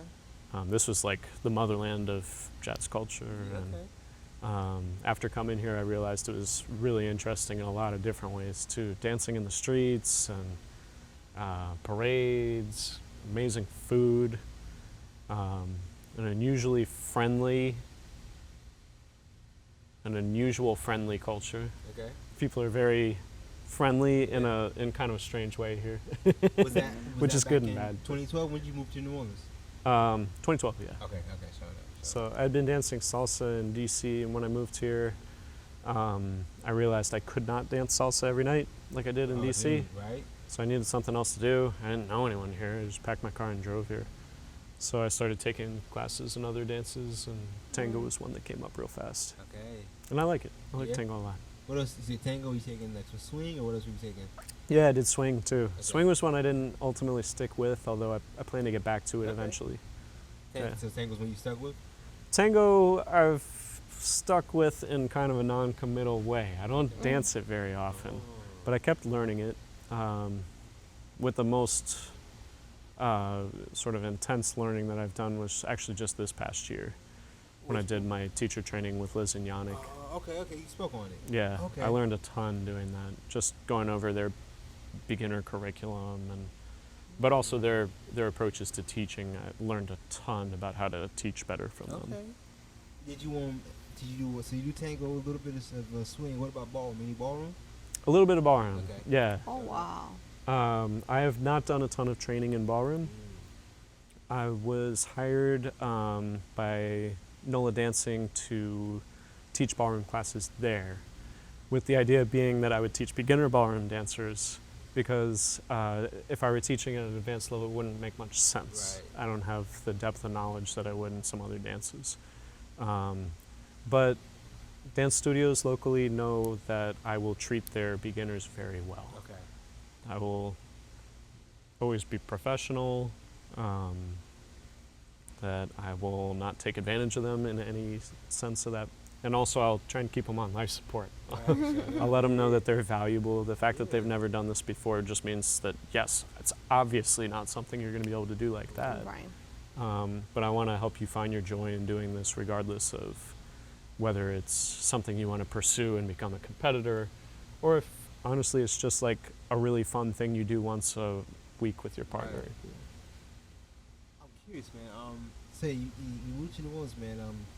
I guess how do you get introduced to, I guess maybe Kizomba and Brazilian Zouk, man? Mhm. Maybe different times in your life. Yeah, around the same time actually, Oh, okay. 2012. Kizomba and Brazilian Zouk. Yeah. Oh, okay. So in theory, I've been doing Brazilian Zouk for 7 years. That's, Okay. In theory. Wow. Yeah, that's in theory. I've only been doing it very seriously for the past several, but Okay. Kizomba, on the other hand, I started doing it back then. Who was teaching at that time? Troy Anthony came and did a workshop. So he Big homie. drove over from Houston and did his Kizomba Made Easy workshop, Okay. like Kizomba for Dummies. which puts everything into like an 8 count and gives you like a set standard number of moves that you know how to do. And you've got something to do that gets you out on the floor and dancing, Yeah. which is pretty critical at the beginning stage. If you're someone who wants to be dancing, having like a solid, I know these 4 moves, I can kind of do them. Yeah. That's the way to do it. It's a really useful class. But the main thing was I was used to disappointing women left and right as a Salsa, beginner is that salsa what- dance. yeah. Yeah, and I was starting to get all right at that point because I've been doing it for like a year, pretty intensely. So I was starting to get past that. But man, I did my first ever Kizomba class. It was me, one other guy, Troy, 25 women. Oh my goodness. And every single woman was thrilled that I was doing it and was so excited to dance with me.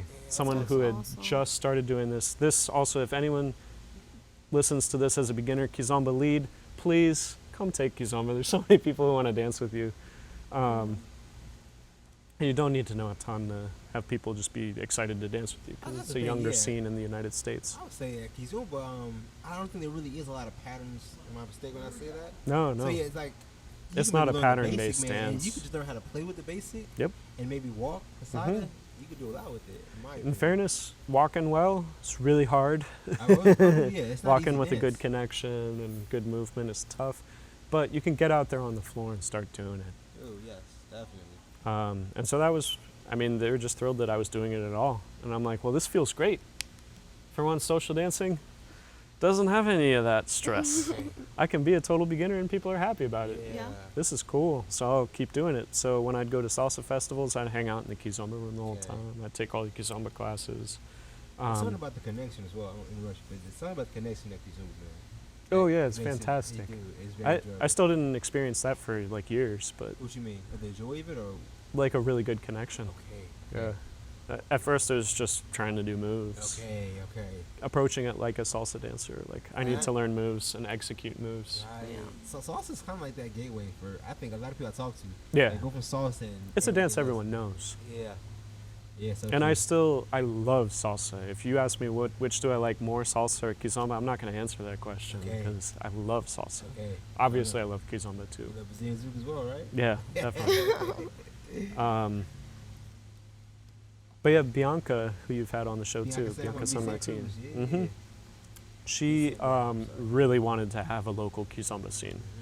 So she started throwing house parties. At first it was once a month, then it was twice a month. She was throwing it with a lady named April, who since moved away. And it would be at April's house. I'd go over every time religiously. I'm like, I'm gonna definitely go if there's kizomba. Uh-huh. Only kizomba. Nice. We might dance one salsa song during the whole thing. And it was a similar sort of lead-follow ratio dynamic, Okay. where it was maybe me and one other brave dude shows up, plus Bianca is a really good lead. Yeah. Yeah. She does it. And then a lot of follows who would kind of rotate in and out. There'd be fewer who would come every time. But man, I would dance kizomba then nonstop for 5 hours at a time. Wow.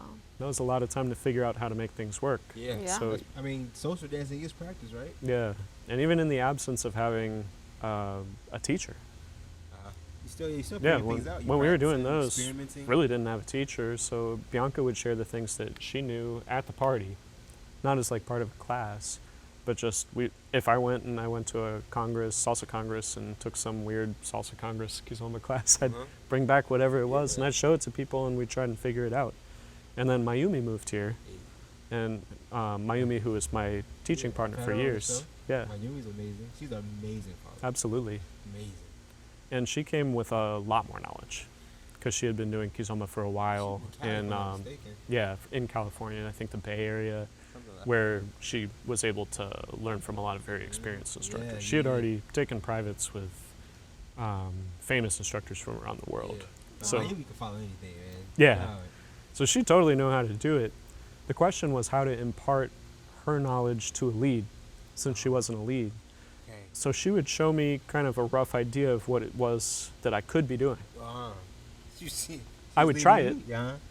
No, she wouldn't lead me. She'd kind of show me her steps, Okay. Oh, okay. and then give me an idea what my steps should look like for that. And then I would try to do it, and I'd be like, "Was that it?" And she's like, "Definitely not." let's try it again. And so I tried again. It would never quite be right because it just takes a while to polish things up. But I'd figure out a way to make it work, and then I'd try and share that again at the house parties, and we just keep building on that. And as a result, I developed a very competent, if maybe a little unusual, lead style.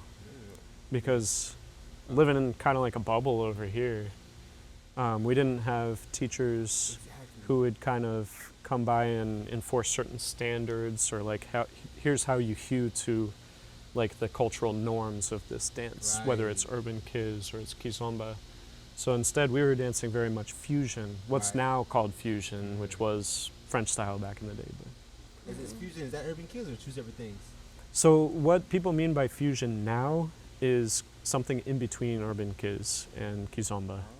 So it doesn't have the dynamic distance of the Urbankiz embrace where you could be close, but most of the time you're not. It's like Kizomba where you stay close. And it has the amount of tempo changing that Urbankiz does without changing the connection or the body movement of Kizomba. So it still has a lot more sort of body movement like the African dance. Yeah. And that's more or less what I was dancing on my own, but my own style. I was actually worried for a while. I got roped into teaching this way before I thought I had any business teaching it. Yeah, when I came to New Orleans, October 2017, you were the only teacher who Yeah. was doing it at that time. And I think I started the year before that. Okay. I'm trying to remember when I started teaching it. 2016 sounds right. Okay. And Mayumi asked me to. She had been teaching with Sergio from Bio Movimiento. Yeah. So they were teaching. And then Sergio already really had too many things in his schedule. Sergio's busy. And he likes to take off the winters, and she really didn't want to take off time from it because she was worried that they would lose momentum. Right. So she asked me to teach. I said, I have absolutely no business teaching. I've taught like a few salsa private lessons, and that's it. And she said, whatever, just come help. And I'm like, okay, I guess I can like assist with the class. Right. And then the class starts, and she's like, all right, Peter, what you got? Oh, wow. Just threw me in the deep end. So dope. Okay. I'll teach people Saida. I know the footwork for that thing. So a lot of things I hear, man, especially when I talk to instructors about teaching, man, it's like they always say they were never ready for it. It's not something that they Well, I guess you can't sought be. out to do, man. Well, you They could always- take a teacher training and then start after that. Yeah, That'd but be a little when different. I talk to them, they always say just throw into the fire, man. It's just But that's how it happens. something happens and they are put in that position. Hmm. It's kind of crazy. And then even then, I meant to fill in for Sergio over the winter. But he said, you know what, I got too much on my plate. I'm happy that you're doing this. Okay. So kept doing it. Started having fun doing it. Yeah. Just kept building from there until I got to the point where I was teaching 10 group classes a week on top of privates, and Okay. started to actually burn out. I kind of cut down on my classes. Let me ask you this, man.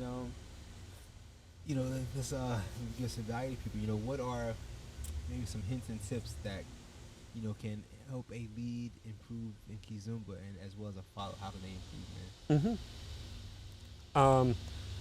Both should try both roles. Okay, there's lead and follow. That's one thing. Big, That's also really useful in a small community because of course. y'all came to our 1-year anniversary of Segunda-feira, Yeah, our of weekly course. Kizomba Zouk event. Yeah, We had gender ratio I do. look like maybe 3 men and 40 women, There was a lot of something women along involved, the. man. It was a lot. I might be exaggerating. No, on this. it Might have been Ew. 30 women. It was a lot, man. It But some was of the women know how to Which is lead cool. because I teach that in my classes and I try to encourage it. And it can like really save the night if people know how to dance with each other. Yeah, definitely. So that's a big one. Spend a lot of time getting your weight transfers right. Yeah, that's a big one. Yep. Definitely a big one. Because people tend to fall into their steps when they walk, which I've got to think is probably pretty bad for you just when you're walking. It can't be good on your joints. Putting all that weight instantly. Yeah, into it. you want to slow down your weight transfers for Kizomba. And work on your connection too. Never stop thinking about your embrace and how that embrace affects your partner, because that's how you make a bad dance in Kizomba. You could have a perfectly good dance with no moves. Maybe it wasn't a very memorable or exciting dance. It could be a perfectly comfortable dance. Yeah. As long as your embrace is comfortable and you step on the beat. That's like all you need. Yeah. Y'all can be on the beat together. But it's Sure, it could be your surprising beat. how bad embraces can be when people haven't really put the thought into them. Because You say embrace like it's like that initial hug or the whole hug, right? yeah, because it goes on for 3 minutes. Right. So for follows, I frequently dance with people who have never danced a partner dance before. Certainly have never danced Kizomba before, and they'll try and talk me out of it. They'll say, I don't want to do this, I don't know how to do it. And they'll say, if you don't want to do it, that's fine. I'm definitely not going to force you to. But I do dance with people who've never done it before all the time. I'm an instructor, and I've got just 2 pieces of advice that will allow you to do it. For a follow. Yeah. And followers should probably keep checking in on these 2 pieces of advice for the rest of their Kizomba I'm career. listening. Keep your feet underneath you. That way your lead can move you around the dance floor and you will not fall. You'll be able to Right. follow anything. Right. You won't be guessing because your foot can't go in front of your spine as long as you keep it underneath you. There's no back leading possible that way. And give me the best, lightest, gentlest hug you can possibly do and maintain that exact same feeling for the entire dance. That is tough. That's tough. Yeah. Especially when you start thinking about all the other things that are going on in the dance. It's easy to forget that. Yeah. Or when you start feeling that if you're not getting pushed, but the lead is directing you backwards, Crushed. Yeah. you kind of want to hold on, especially if you're not used to that. Mm-hmm. Is that from the lead leaning forward? I don't know if that's. One thing that can cause it is the lead using too much tone in their upper body Okay. as well, because dancers will tend to match each other.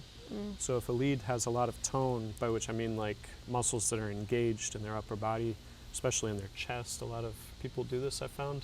I don't know why. Why are people flexing their pecs while they dance? Oh, okay. But a lot of people do. Macho. Yes, yeah. Check out my pecs, babe. It definitely ruins a hug. Next time, if you don't trust me, you're hanging out with your SO, give a good hug and then just ruin it with your pecs. Just see how it feels. Sometimes I make my students give bad hugs to each other. I'm like, all right, everyone raise your shoulders to your ears, give each other hugs. See how that feels. Yeah. But yeah, it does require a lot of active thought on the part of the follower to keep that embrace comfortable, especially with the left arm can clamp on the right arm. It's miserable as a lead, and It makes it heavy. but no that one- arm is tight. they don't believe you either. Followers won't believe it until they've felt it. They don't really believe that they have the power to hurt their lead so bad like that, Okay. because they're being gentle. They're not actually like pushing in on the arm. They don't think.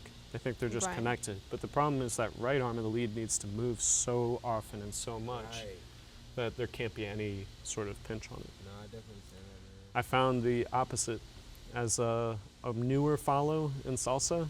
I've taught a lot of follows in salsa, but I haven't been doing a lot of following in salsa. And the thing I really missed is it hurts when your lead uses their thumbs. The lead could just be gently resting their thumbs on your hands, and it's going to turn into something painful by the end of the dance. Like this, holding your Yep. hand. You saying for salsa?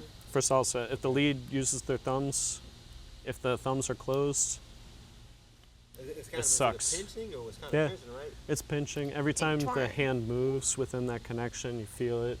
Even though it could just be a light thing and not like a grippy kind of lobster thing, if those thumbs are there, Something to keep in mind as a lead. yeah, Okay. I am too now. Okay. Because I'd occasionally use them very gently, to Still. help like kind of draw a line and sort of show the way. But no, it's better to not do it. Okay. That's the thing, though. I want to say, man. The dance community, man, it's in life.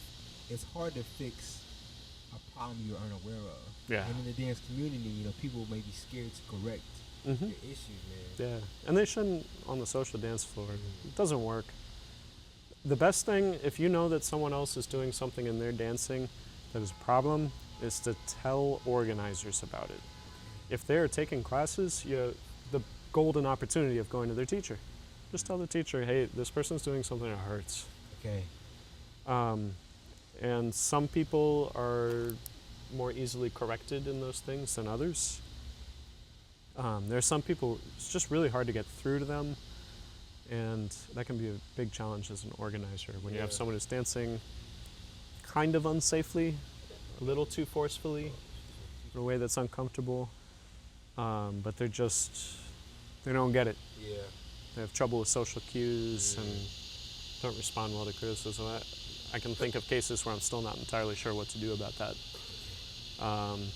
And then there are situations too where people are being socially inappropriate, Yeah.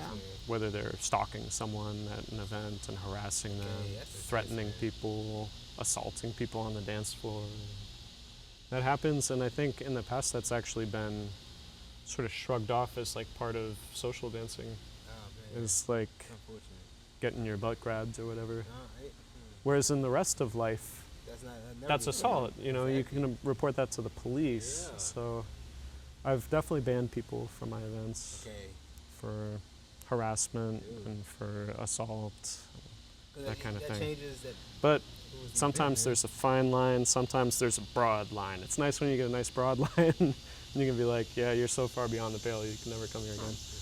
But I think that's probably like part of that connection, because the way I dance with you, I'm not gonna dance with Terrence, and that might look like someone might not know the connection that Terrence and I have, and then come might and be dance with confused about how and to come with dance dance with me later, and it's like, shoot, if he did it, then I can do it. Like, no. I think usually the problem is lack of knowledge. I think that's always a problem. And most people respond very well to a gentle correction from an organizer or a teacher. So the second, like if I see someone's doing something that's kind of uncomfortable for other people, I'm like, hey, you know, actually you're making people uncomfortable by doing this. I know you don't know. I'm just giving you the heads up as the organizer. I want to make sure that you know, because I know you don't want that to be something that people are worried about you. And poof, people snap right up. Takes so little. But organizers can be afraid to do that kind of thing too. I understand. It's for the better of that person, though. And the same thing, like technique-wise, if someone realizes, oh, there was this little thing that I'm doing that's kind of hurting my partners, I don't want to do that. Exactly. Yeah, thank goodness this person told me. Right.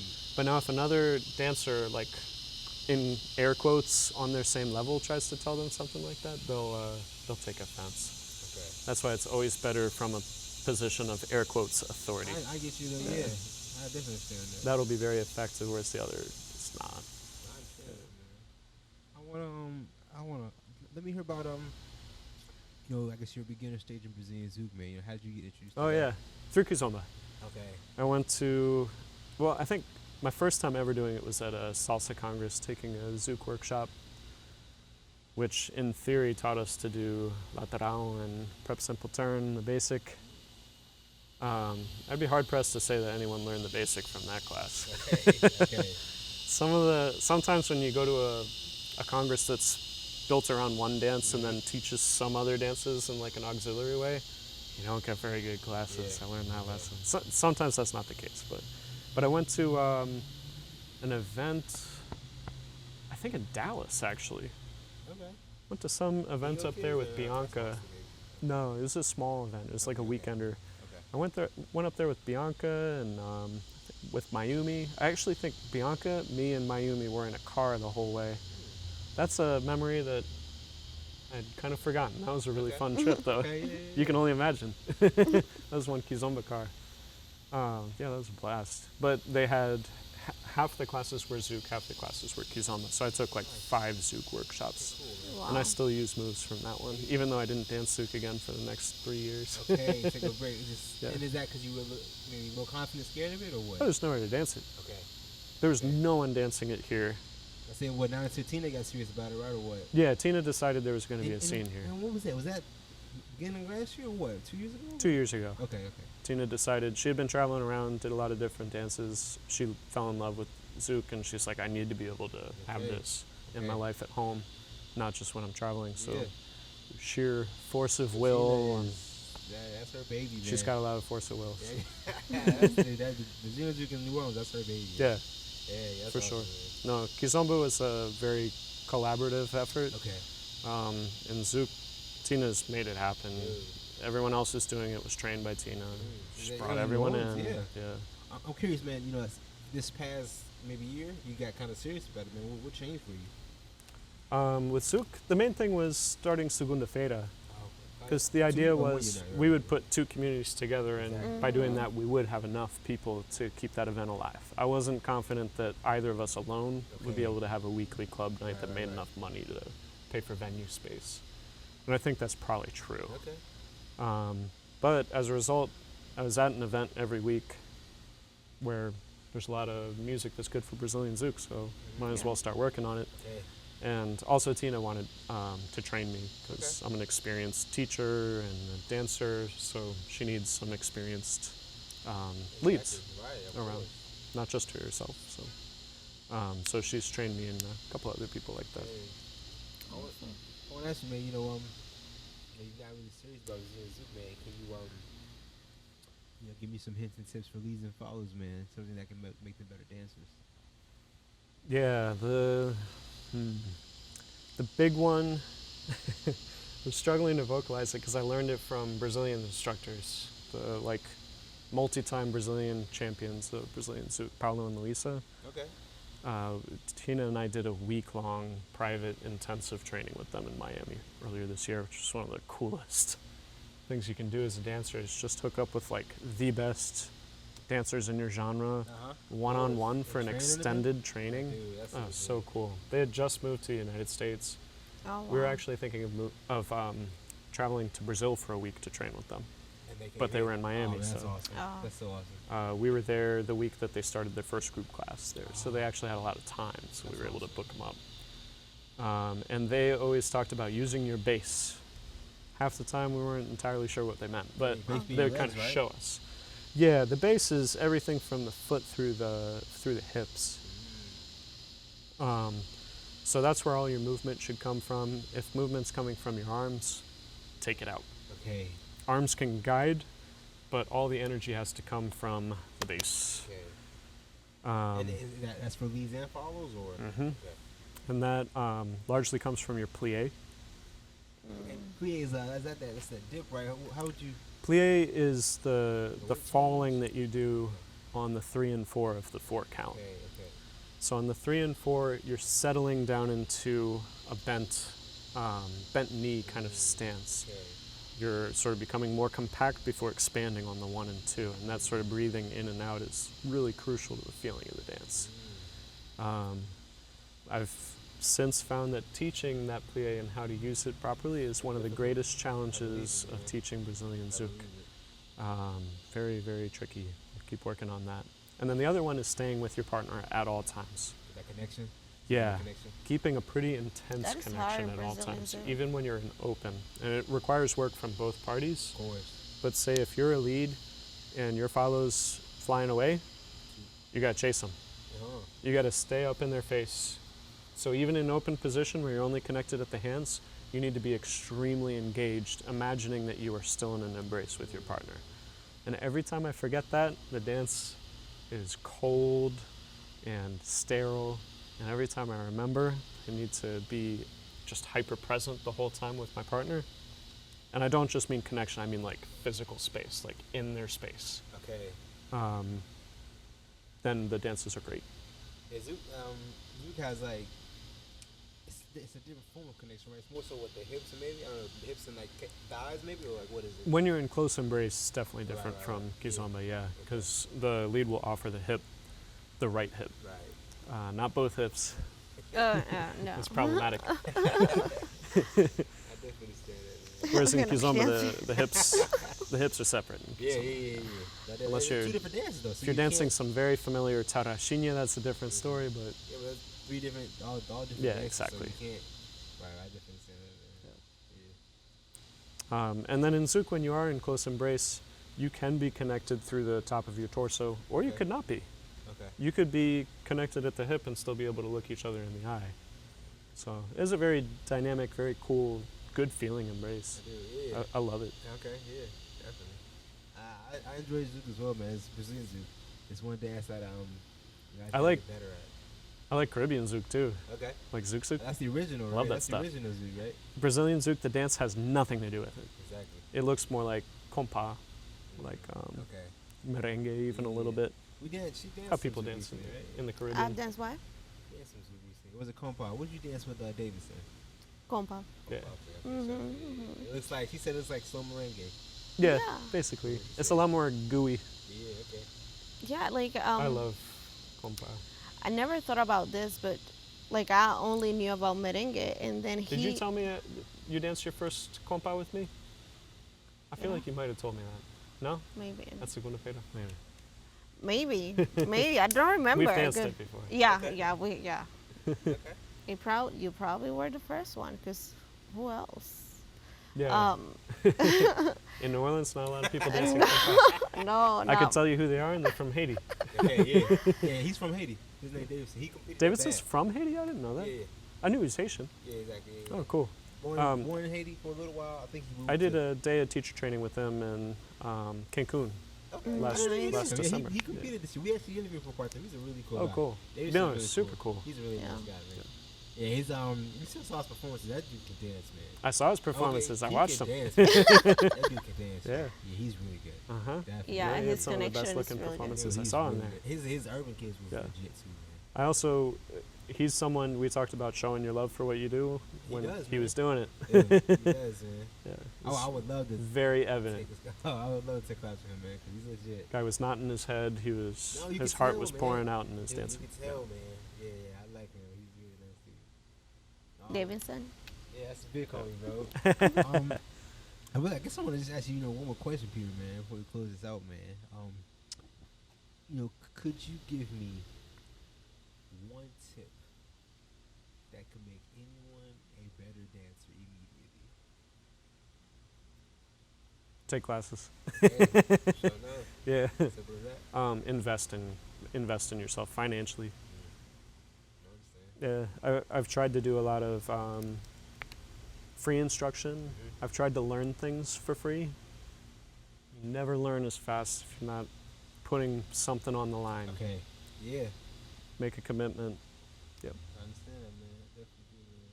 Peter, man, I want to thank you so much, man, for taking time to talk Hey, to us, man. Thanks for talking with me. Thanks for inviting me on the show. Yeah, It was that's a that pleasure. was a cool 2 hours right there, man. Yes, indeed.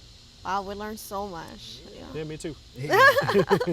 I want to ask you, Peter, man, real quick. I guess what are some of the upcoming events you have going on, man? That's a good question because I have cut back on my schedule to Okay. kind of free myself up a little bit. But I've got a couple more instructors I want to bring in, especially just for Segunda Feira. Okay. 2 classes right before the event so people Oh, get that'll be exposed to awesome. more teaching Yeah, styles. that'd be amazing, man. I've got a few instructors out there internationally who I want to bring in. That's logistically challenging, Yeah. but I'm very picky about how people teach. Okay. It's not about what kind of a dancer they are. I want to Right. have like really good Well, teachers you're who teaching a offer skill, man. something different from what I'm doing. Yeah, And, so I've got some people I want to bring in. And then I'm planning to start doing sort of one-off workshops in Kizomba. What you mean by that one-off? Probably like 2 hours on a Saturday, Okay. that kind of thing. Because I was teaching weekly on Saturdays, but that really complicates like travel and just for life things, Yeah, like yeah. trying to go to weddings, Yeah. Mm. all that sort of thing, and just having my weekends to myself is something. Time to But relax, man. as long as I get my peace of mind back, then I'd like to start doing some more intensive things. Because right now the only regular Kizomba classes I have are my Wednesday ones, which are fundamentals, Uh-huh. which everyone needs. Favorite. Everyone I need always I needs need it. man. So that's the one I'm never going to stop Okay, teaching. nice. I'm not going to cancel that one. But for more sort of intermediate topics that keep improving students more engaged and coming back for more learning, I need to keep that going. So I got to Yeah. get some workshops like an Urbankiz, Tarashinha, Samba. Yeah. And Peter, let me ask you, where are you teaching Kizomba fundamentals class? 6 p.m. Wednesdays, dance quarter, Very without nice. fail. It's a very small class in the summer session, so if you come, you will get a lot of attention. That's awesome. Awesome. And where is Segunda Feria located? Segunda Feira is at Auction House Market, which is also the coolest venue in the It country. is. We've had international, national instructors coming through town, dancers from all over the country. Every time they come here, they look up, where can I dance Kizomba, where can I dance Zouk? They find our event. They know we're a small little scene, but they're like, man, you have the best venue of any scene in the country. This is amazing. That's awesome. The floor is great. It's Yeah, beautiful. Ambiance is nice, man. We have 10 vendors to great eat food. at. Great food. You can't ask the for better. people nice over there. Yeah. You can just And they treat us chill. great too. They're That's awesome, man. really cool people. That's awesome. And they have couches. What's that? Oh, the couches are awesome. Yeah. I like them very much. And I guess real quick, man, you know, how can people get in contact with you, Peter, man? PeterJS, Kizombanola.com. Hey, Or just go to Kizombanola.com, find me there. Or on Facebook, I'm pretty easy to find, hit me up. hey. Yeah. Man. But the easy one to remember is Kizombanola.com. Simple as Okay. that. That's the reason I got that domain. Yeah, like I said, Peter, man, thank you so much, man. Hey, thanks so much for having me on. Any last words, though? Just thank you. I would have never known this much about you I'm pretty proud ever. of it. I'm just Gotta like, keep to wow. myself. So thank you for sharing your story, for giving us the opportunity to have you over. Thank you, Francesca. Thank you, Terrence. Of course, man. Last words, Peter, before we close this out, man. That's it. Hey, shout out, man. It's been a great episode to Lucky Podcast, and thank you so much.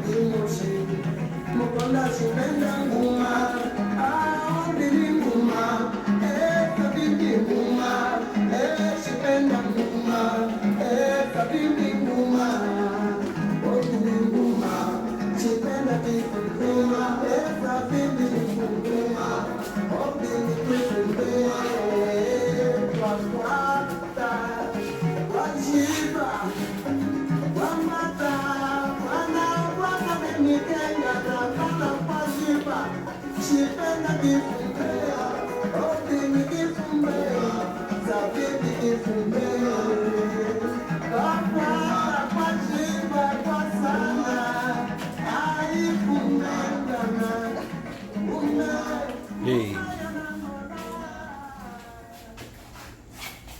That's all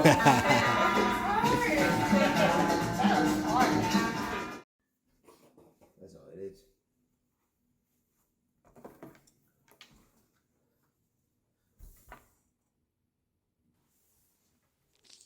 Hey everyone! If you made it this far to all to the end of the video, I want to thank you so much. My overall goal with making these interviews and these episodes is to give a voice to dancers. You know, to give them a platform to speak their story. So, if this is of value to anyone, then that means the world to me. My overall goal is to give value to the dance community. So, if you find no value in this, then I urge you to please let me know where I can improve on. I truly want to, just give value and content to the dance community. So please let me know how I can improve, where I'm messing up, because to be 100% honest with you, I'm learning along the way as I do this. I truly am. So to be able to interact with, the dance community, it means the world to me because it gives me feedback and it lets me know, what I'm doing right, where I can improve upon, what I'm doing wrong, which I feel like might maybe more important. So please, if you all could comment and just let me know what you think, it means the world to me because, that feedback just helps me improve. So please comment as well. Please like and subscribe. That means a lot as well. But I want to say thank you so much for just watching this because it means the world to me. I want to take you on this journey of the Two Left Feet podcast. I'm very excited for it. So once again, thank you so much.